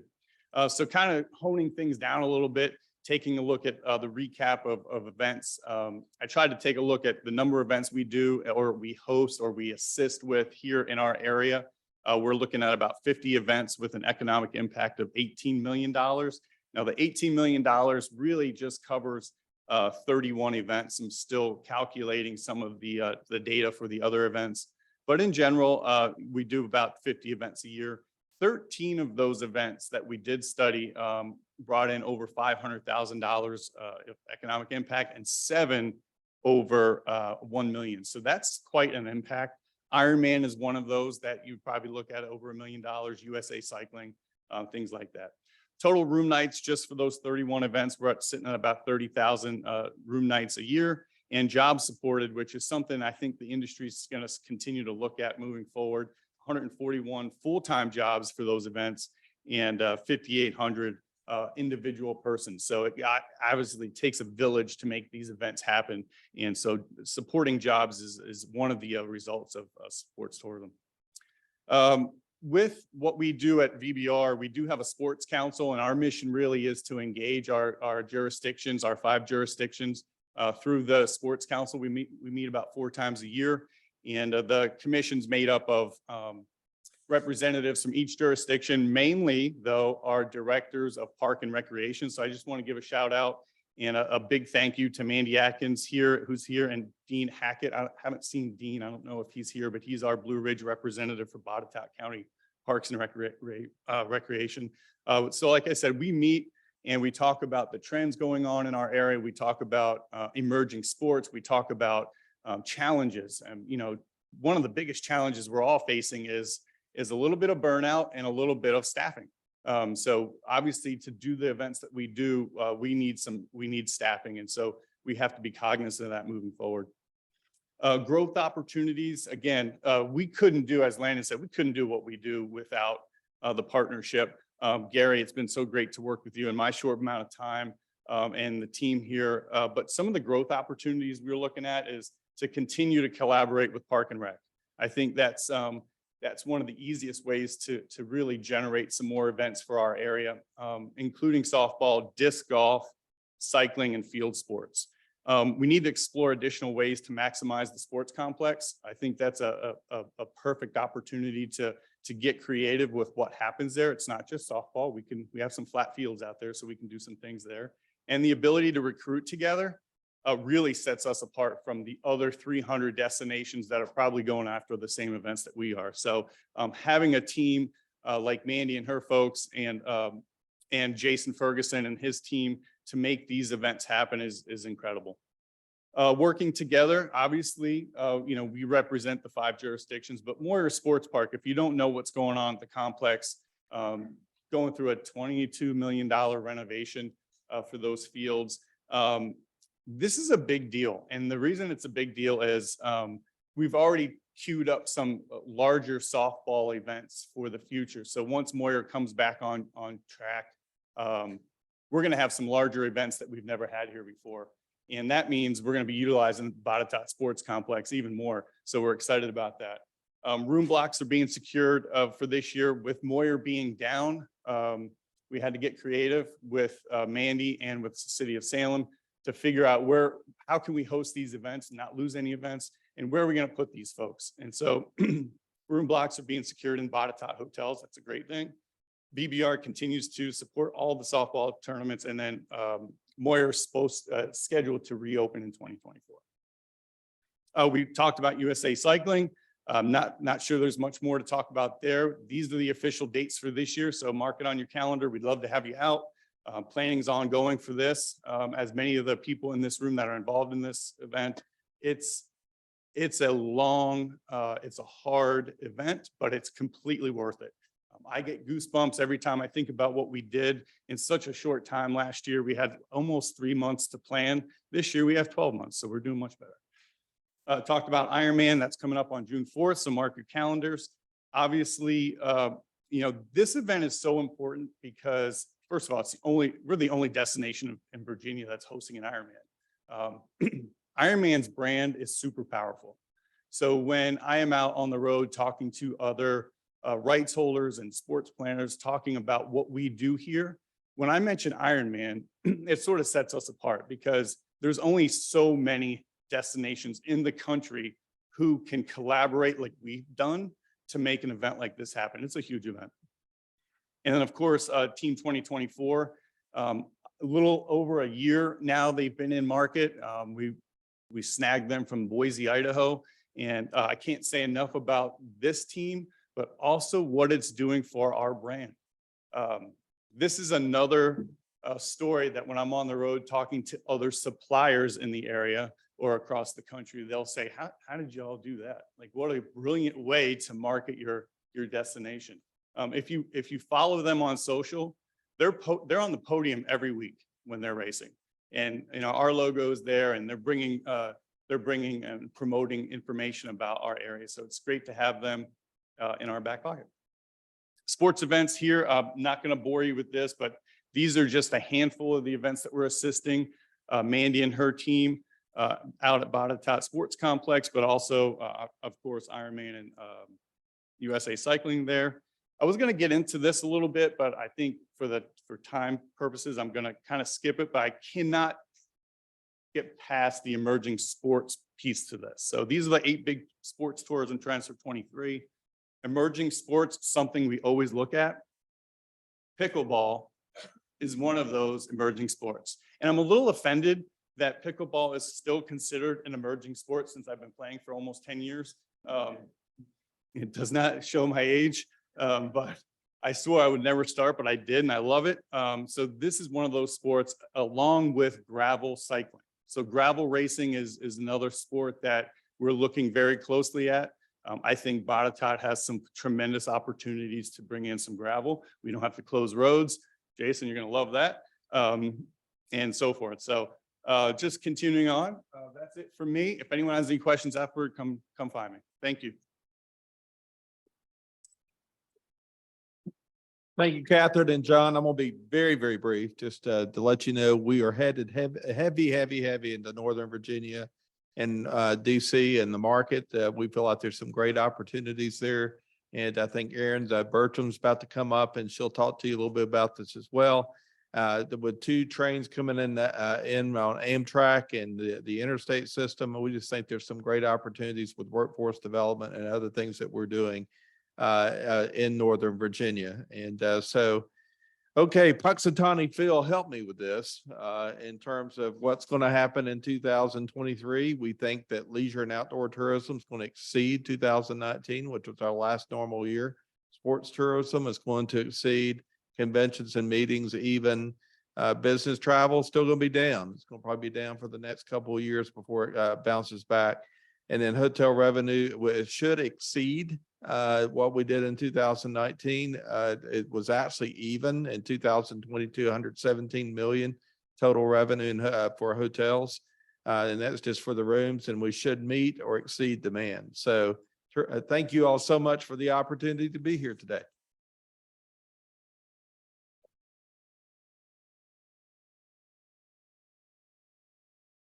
Thank you, Mr. Howard and team from Visit Virginia's Blue Ridge. I'd like now to ask to come down, affectionately known as RBTC, but the Roanoke Blacksburg Technology Council, Ms. Erin Bertram, and the Associate Director, Taylor Spellman, when called on.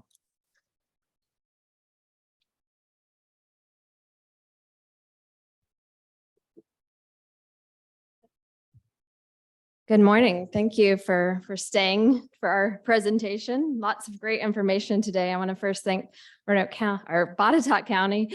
Wow, where am I today? In the chamber for inviting us. I was going to say we cover 13 localities all over the region, and we have such a warm place in our heart for Botetourt County.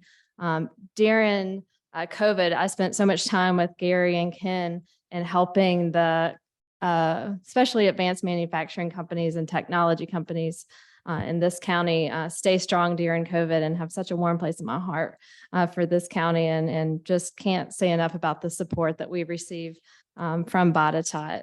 I want to talk a little bit today about our portfolio.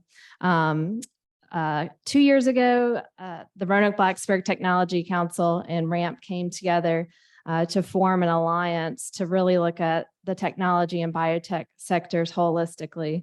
Now that we're about 2 years in, we are forming a fabulous team. We have almost 10 employees now to cover multiple areas, our portfolio.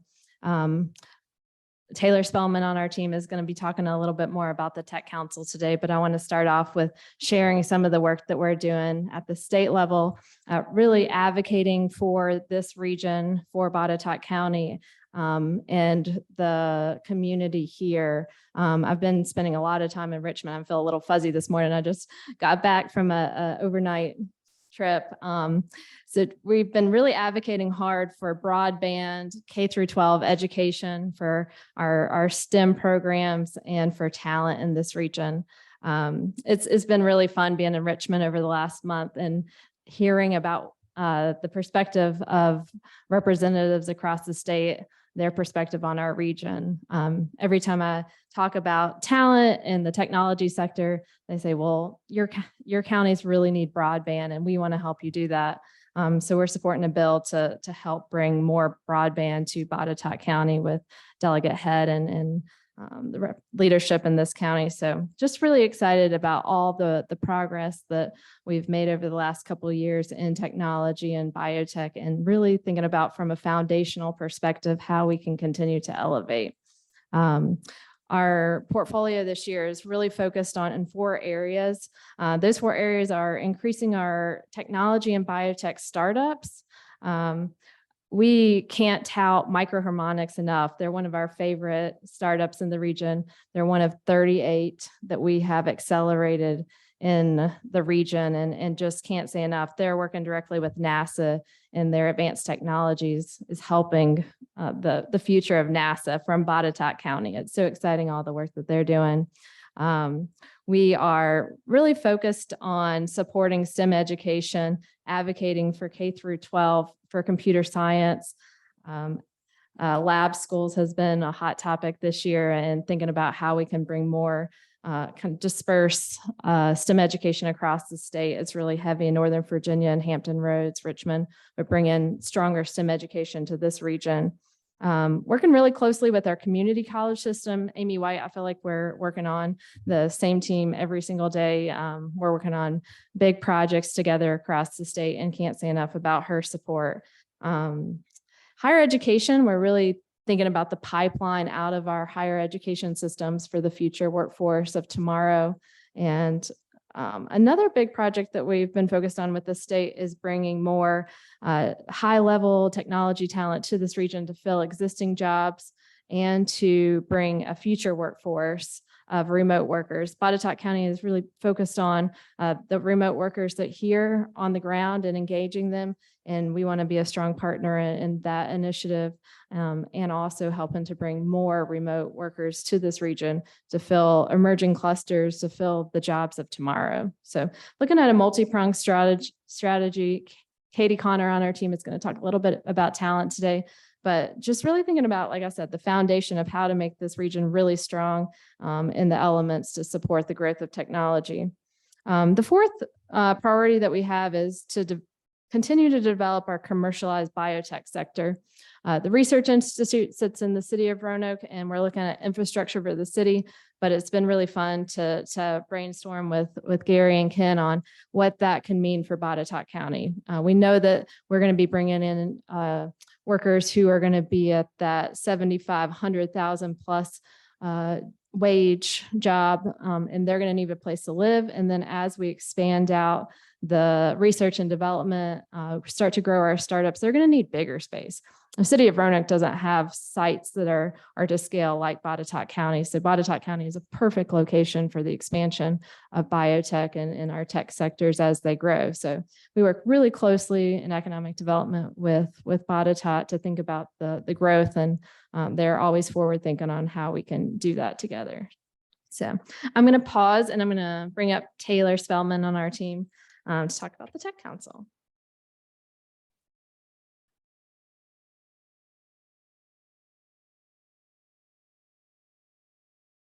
Thank you, Erin. And as a Botetourt County resident here with my family, I'm just so thrilled to see the work and the dedication that's all across the board, from the schools, the development of the county, and then the opportunity to stand up here today and talk to you all about the Roanoke-Blacksburg Technology Council and what it is and that it exists. I'm going to try to be brief and brilliant because I know that we've got just a short amount of time, but my goal here today is to let you know that this Tech Council exists, that we're doing a lot of work, and to get you interested. If you've got questions or opportunities that you'd like to connect with us about, please reach out. There's so much more we can talk about than what we'll cover today, but hopefully it's the top of the iceberg and you guys can kind of understand how we're working for the region as a whole, including Botetourt County. What is the Roanoke-Blacksburg Technology Council? We are an organization that brings together the network of technology professionals, businesses, and the organizations within that field that help those companies become successful and remain successful. Our goal at the end of every single day, how do we elevate regional technology business competitiveness and investment through membership engagement and support? I mentioned we're a membership organization. So we've got over 150 different members. Everyone within those member companies is a member. So over thousands of technology, computer scientists, engineers, technologists, academia partners, you name it, all coming together. How do we connect, lead, advocate for, and educate those components of our region's technology community? We've been around since 1998. Forward facing, the Roanoke-Blacksburg technology community connects our businesses through really top-notch programming. So many of you, if you've been exposed to the RBTC, might be familiar with the events that we host, including Tech Night, which it brings together 400 of the best innovative, revolutionary workers, scientists, researchers, technologists, small and large, across the region. We also host a variety of different events throughout the year, roundtables and peer groups. But behind the scenes, we're really actively engaged with our member companies. What are you doing? How are you revolutionizing this work? And how are you enriching the communities, maybe on a kind of behind the scenes that we live in? How do we continue to support you? What are your needs? And then we essentially just give that checklist to Erin Burcham, and she goes to Richmond and makes it happen. I'm telling you, the work she's doing is phenomenal. So excited to be on this team and continue to advocate for our tech companies and our communities. Again, as our team has continued to kind of expand and grow at the RBTC, we're really working closely to find innovative new ways to support and serve our members. We work from startups. Microharmonics went through our regional accelerator program. Our partner company, Ramp, helped them initially. And we work from startups all the way to the largest employers in the region, certainly supporting them and their various needs. And one of the ways that we're continuing to support them is to focus our efforts on equity. We are excited to say that we've got a really thriving group of female technologists that find their community at our RBTC community called WOTech, Women in Technology.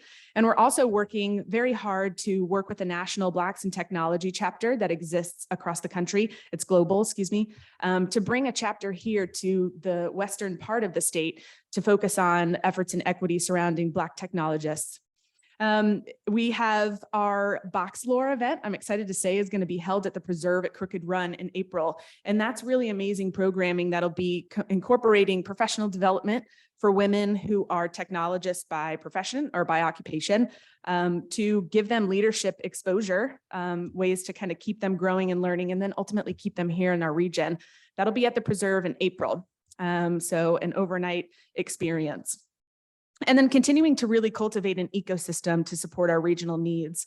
A big part is talent. How do we work with BTech? Mike, I'll be reaching out to you after this. Katie and I want to come have a tour.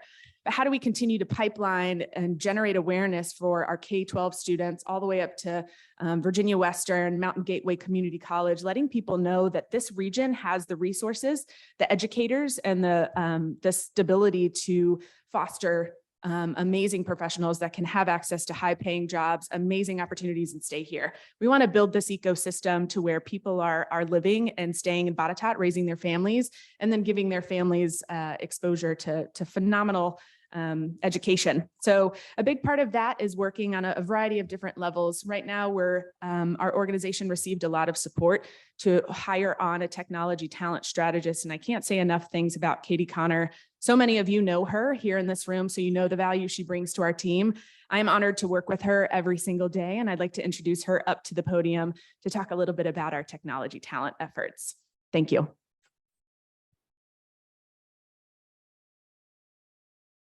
Thank you, Taylor and Aaron, and good morning. A lot of familiar faces in the room. I grew up here in Botetourt County, went through the school system, and I'm proud to have been able to serve in a variety of capacities over the years, actually on a tourism front, but more recently joining the RBTC team as the technology talent strategist. And some of the facts that Dr. Russ mentioned, I wrote down, and I really wanted to make it a point to mention. So 7th in reading, 4th in math, and 6th in state assessment tests. Those are the students that we want to keep in this region. Those are the students that we want to be going away or staying locally to learn, but then also come back and develop those talents and skills in this region and really be able to understand what opportunities exist for them. So with our focus on talent at RBTC, it's really going to start primarily in that kind of the education space, not necessarily in the K through 12, but certainly supporting those partners that are focusing in that, but showcasing the opportunities to our 2-year, 4-year, and our skills trade learners. So making sure that they're aware of these wonderful opportunities in the region, whether that's through internships, co-op, cohort programming, or apprenticeships. So RBTC is really trying to identify those partnerships. Since I've joined the team in October, we've really had a great entrance into that space to be able to communicate with our career service centers and our departments at our various universities and colleges, and really showcase that our employers are excited to have these learners becoming either interns or essentially full-time employees in the future.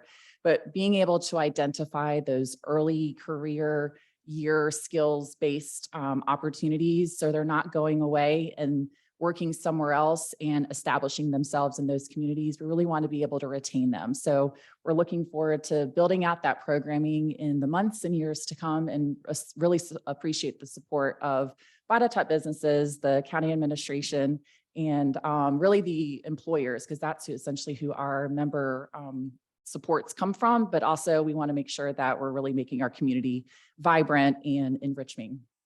Thank you.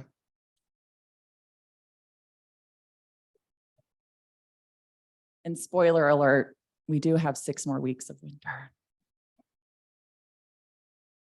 We just want to thank you for inviting us today, and thank you so much for your support. We're getting a reputation for hiring great talent out of Botetourt County. We have 2 of the best. I'm a little partial, but thank you all, and can't wait to work with you. Love to connect with you.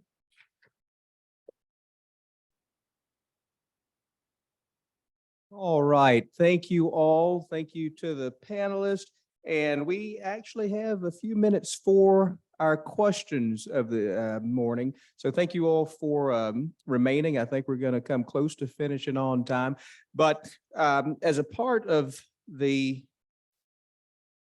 platform of the state of the county, the chamber sends out a survey requesting a number of questions from a series of questions from the community. And I actually will read those questions off, and then a number of the selected panelists will come up and answer those questions. The first question is, how did Botetourt close the landfill for zero cost to its residents? And I think Mr. Thank you, Kari. One of the things that I'm going to answer that question, but also I know Michelle Crook is in the room, and I want to answer a question that's been going on for a long time in addition to this, and it's very exciting, was that the permit for the crossing of I-81 was granted just this past week, and so the work to get the rest of the broadband down Hardbarger will take place on February 6th. So is what I understand, barring any weather delays. So anyway, certainly do appreciate it. The other thing, and people know me, when two or more gather together, I'll talk about broadband. So sorry, have to do that. One of the things about landfills are a very complicated thing in most localities, and very complex and very, very difficult for most localities to actually work through and with. One of the things that was happening in Botetourt whenever back a few years ago, we were talking about the landfill, and the provisioning needed to take place about closing the landfill by December 31 of 2021. And in reality, there had not been a lot of work taking place to make that happen. And in conversations with a company, working with them and finding out what the opportunities might end up being, we were able to actually get an unsolicited proposal from what is now GFL, what at the time was County Waste. And they needed space to actually put some garbage in. And so we ended up trading that space basically for the closure of the landfill. Now, at that time, there was an estimate that it would end up costing the county citizens about $4 million to close the landfill, between $3 and $4 million and that's just to close it. That's not anything else. So when the bids came in, it was actually over $6 million. And GFL, who purchased County Waste, actually picked up that entire cost. So it was zero cost to the county. Otherwise, it would have been a direct cost of $6 million that was involved in that. And I see a couple level girls up here that their dad, Jack, was actually involved very heavily in that negotiations back in the day.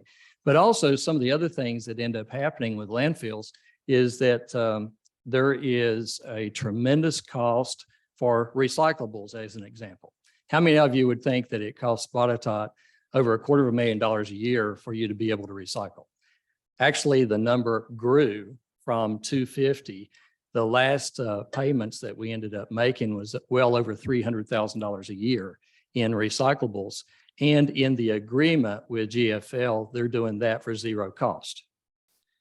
Zero cost. Also, the garbage is actually going to the Roanoke Valley Regional landfill, and to be able for us to purchase into that landfill would have been an estimated $5 million purchase price to go into that. And so we have a contract that our garbage cost will not be anything more than what the regional cost is for the next 20 years. Plus, we have 2 additional 10-year periods that will actually cover as well. So we have a long-term effect for that. And in total,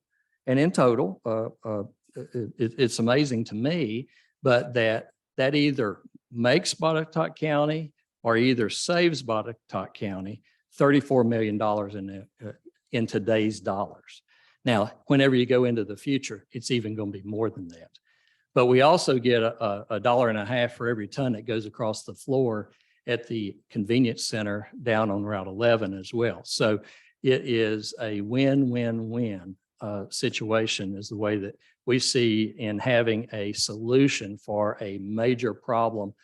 I know of no other locality anywhere in the Commonwealth, and maybe there is, I don't know, but I know of none that actually have taken care of their garbage situation in the same manner and to have come out in a very, very positive condition.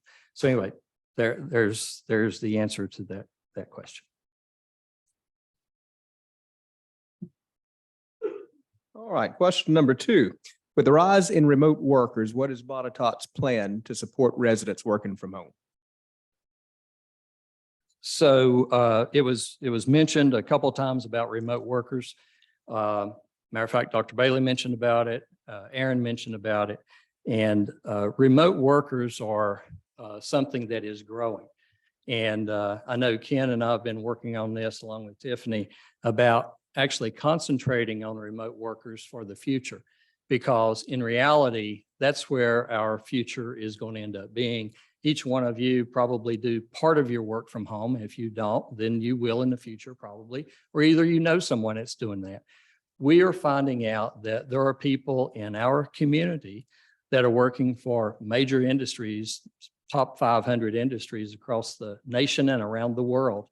And we want to aggregate those folks.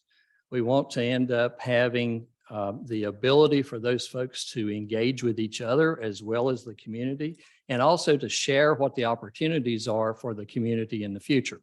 Now, we're even going as far as developing the standards for what might be a certified remote working community into the future.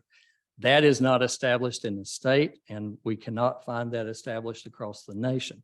And we're working on that.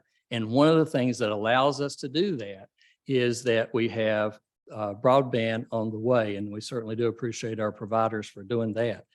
The fiber to the home, not something less than that. Fiber to the home will end up allowing people to work all over the place, as you well know. And those are going to end up being higher paying jobs. They're going to have more resiliency. There's going to be more motivation associated with that and things of that sort.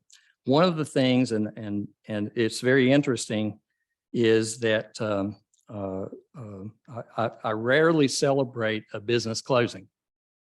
I don't think I've ever celebrated a business closing. However, we had a business that closed yesterday, and that was the Howard Johnsons. And what will end up taking place with that is that will be redeveloped into some apartments into the future. It's been approved and they're in the process of doing that. And I could end up seeing that end up being really a hub for remote workers. It will be a gigabit community and a really high-end gigabit community for the future, and could potentially end up providing lots of opportunities for remote workers from around the world that would want to end up living and working and playing in Botetourt. So next. So that actually segues into the next question, which is, with all of the new development plans for Botetourt County, what is the plan to accommodate the influx of children that will be attending the Botetourt County school systems?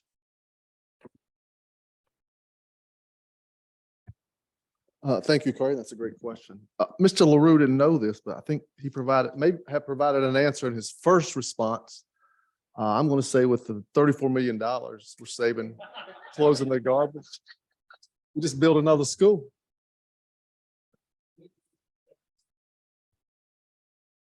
But in reality, our capacity in our schools, I think, will surprise a lot of people. And what I mean by that, the size that our schools are built for, the number of students our schools are built for versus the number of students that are actually in those buildings is a lot less than people anticipate. Let me give you some numbers, and these numbers are current as of yesterday. At Breckenridge Elementary, we're operating at a 48% capacity. At Buchanan Elementary, we're operating at a 54% capacity. At Cloverdale Elementary, we're operating at a 58% capacity. At Colonial Elementary, we're at about 90% capacity. Eagle Rock Elementary, 35% capacity. Greenfield Elementary, 70%, and Troutville Elementary, 57%. My point in bringing those capacity percentages to you is we can move more students into those buildings. There's room. Now, of course, that will affect transporting the kids there. It will affect the more kids you move into a building, the more teachers you'll have to have. But as far as being able to accommodate in the physical buildings that we have, we're in pretty good shape right now. As a school division employee, our job is to educate children. We're not about turning kids away. We're not about complaining about having more kids. Will more kids cost? Probably, and personnel. But as far as capacity, we're in good shape. Our middle schools, Central Academy is about 61%. At Reed Mountain, just let me give this fact. In 2015, there were 774 students at Reed Mountain. Yesterday, there are 651 students enrolled there.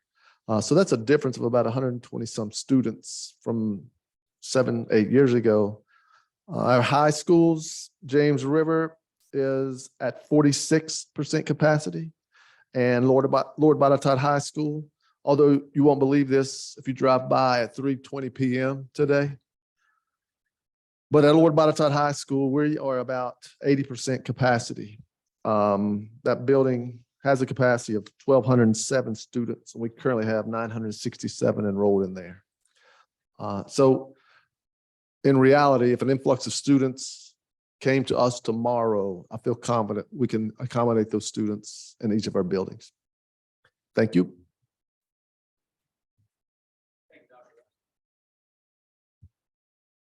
All right, our next question is a two-part question.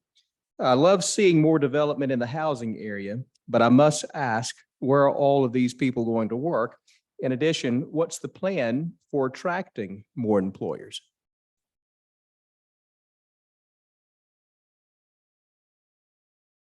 Good morning. My name is Ken McFadden. I'm Director of Economic Development. It's a pleasure to be here this morning. To answer the question, we need to put it into some context. And in Botetourt County, the latest number from the federal government, thank you. The latest number that we have, June of 2022, 9,296 jobs in the county. So we have employers employing roughly 9,000 people in private sector jobs in the county. However, our workforce is roughly 17,000. So county residents who work, that number is 17. So there's quite a difference in that. Where we explain the difference is that we're working in a regional job market. Roughly 1/3 of the 9,000 jobs in the county are worked by people who live and work in Botetourt County. So we've got to place this question into some context in that respect. Now, to answer the question as to where these folks will work, Botetourt County's primary job creator location is here at the Botetourt Center at Greenfield. And currently with the 5 companies that are here, we have roughly 1,200 employees. And that's an estimate, an aggregate of all the employers currently in the park.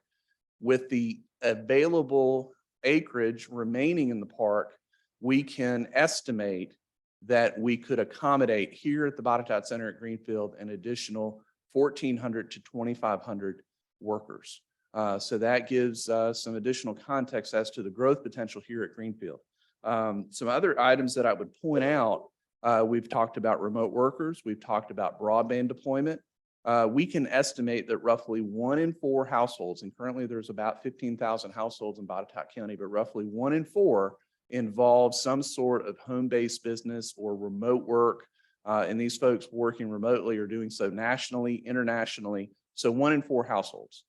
So our homes and housing growth is also a business growth sector that we need to pay attention to. So those are some of the numbers that help answer this question. But Botetourt County's involvement here at Botetourt Center at Greenfield in terms of working with companies to expand business opportunities and attraction here in the park, broadband and remote workers and housing.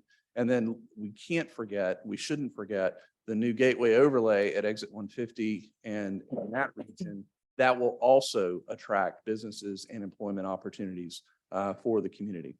So wanted to just share some of those numbers to help hopefully answer that question.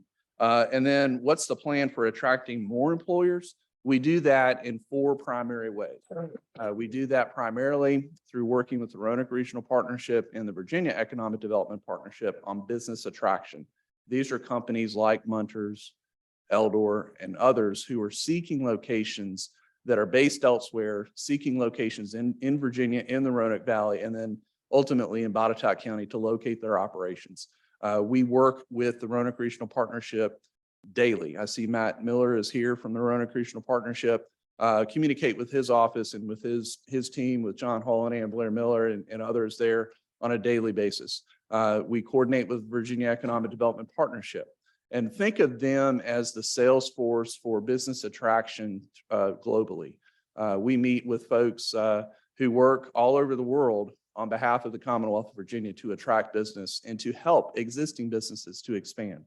Most of our job growth with primary employers, the manufacturers, the Altex and the Eldors, that is by expansion of existing operations is where most of the job growth takes place.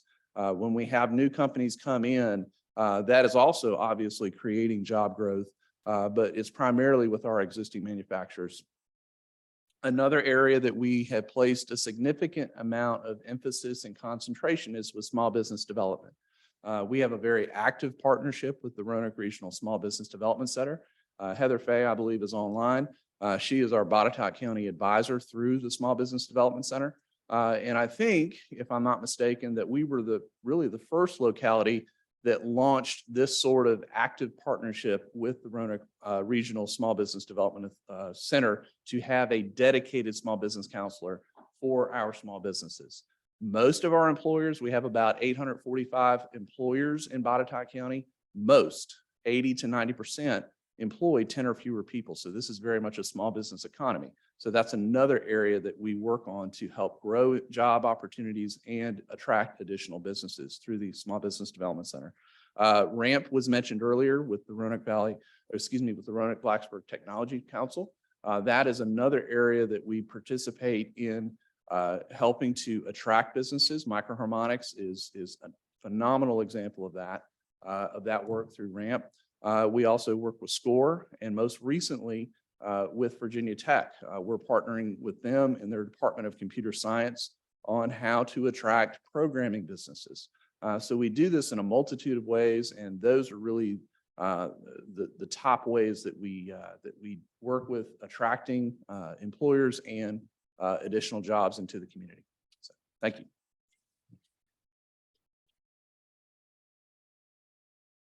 Thank you, Mr. Ken. And for our final question of the morning, what is the update on moving the law office and hotel that were the former Botetourt County Historical Society Museum? Good morning. I'm John Lanford. I'm Assistant County Administrator here. Dr. Bailey, thank you for the comments earlier on the courthouse project, and on the slides that Dr. Bailey presented showed a summary of the project. It's broken into 2 phases. The first phase is primarily logistical in preparing for the second phase of the project, which is the actual demolition of the existing courthouse and construction of the new courthouse. Before I get into specifics here, the logistics of the first package are very complicated, and I'd like to, Dr. Bailey mentioned the partnerships that we've had. I'd like to reiterate that, all the stakeholders from folks that are in the current courthouse, the Historical Society, a couple of representatives here this morning from that organization, Town of Fincastle, the citizens of Fincastle.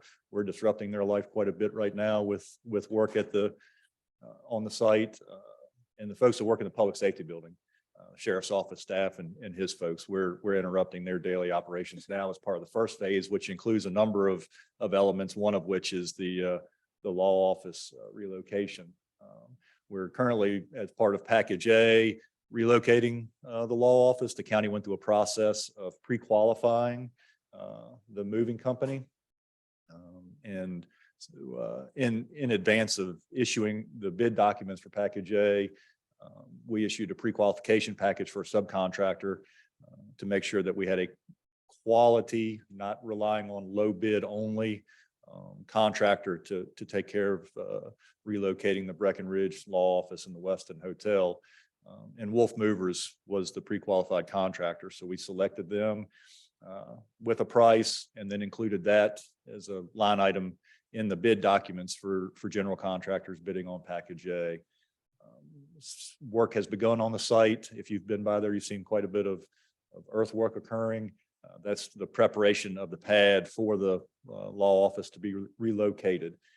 It will move to a new location behind the existing extension office and ODC, sitting almost in the footprint of where the former jail building used to be on site before the public safety building was constructed. Crews have already on site have torn down the wooden addition structure that was not historic on the back of the building, have removed the flooring, existing flooring from the building, removed the first floor windows. Those will be blocked in to secure the structure and provide some structural stability for the move.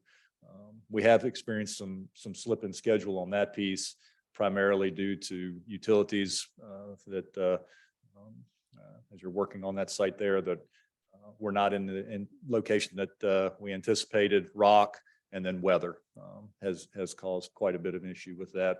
Working with partners in Fincastle, we hope to have an event out of the relocation. As you've seen in other places, Washington County had a very similar issue. They had to move a home from the footprint of a courthouse expansion there, and they celebrated the day that the home was moved with a parade in town.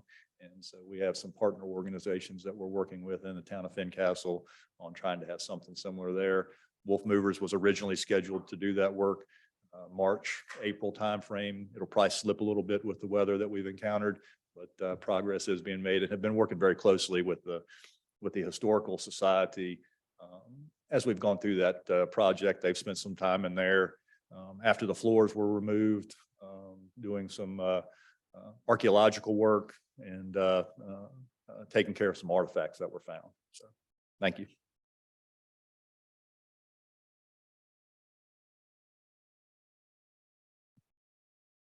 All right. Well, that concludes the 2023 State of the County Address brought to you by Member One Federal Credit Union, Lumos, Botetourt County Chamber of Commerce, and Botetourt County Government. Again, thank you to all of the chamber sponsors. Thank you all for your indulgence in time and for being here this morning. Continue to look out for great things for Botetourt County, the Roanoke region, and just the nation in general. So again, thank you. Give yourself a round of applause. You should be able to find this online, I think, on YouTube later in the week. But this will hopefully be saved for perpetuity to always look back on. Again, thank you very much. Take coffee and bagels on your way out. Drive carefully. And here's looking to an early spring. Thank you.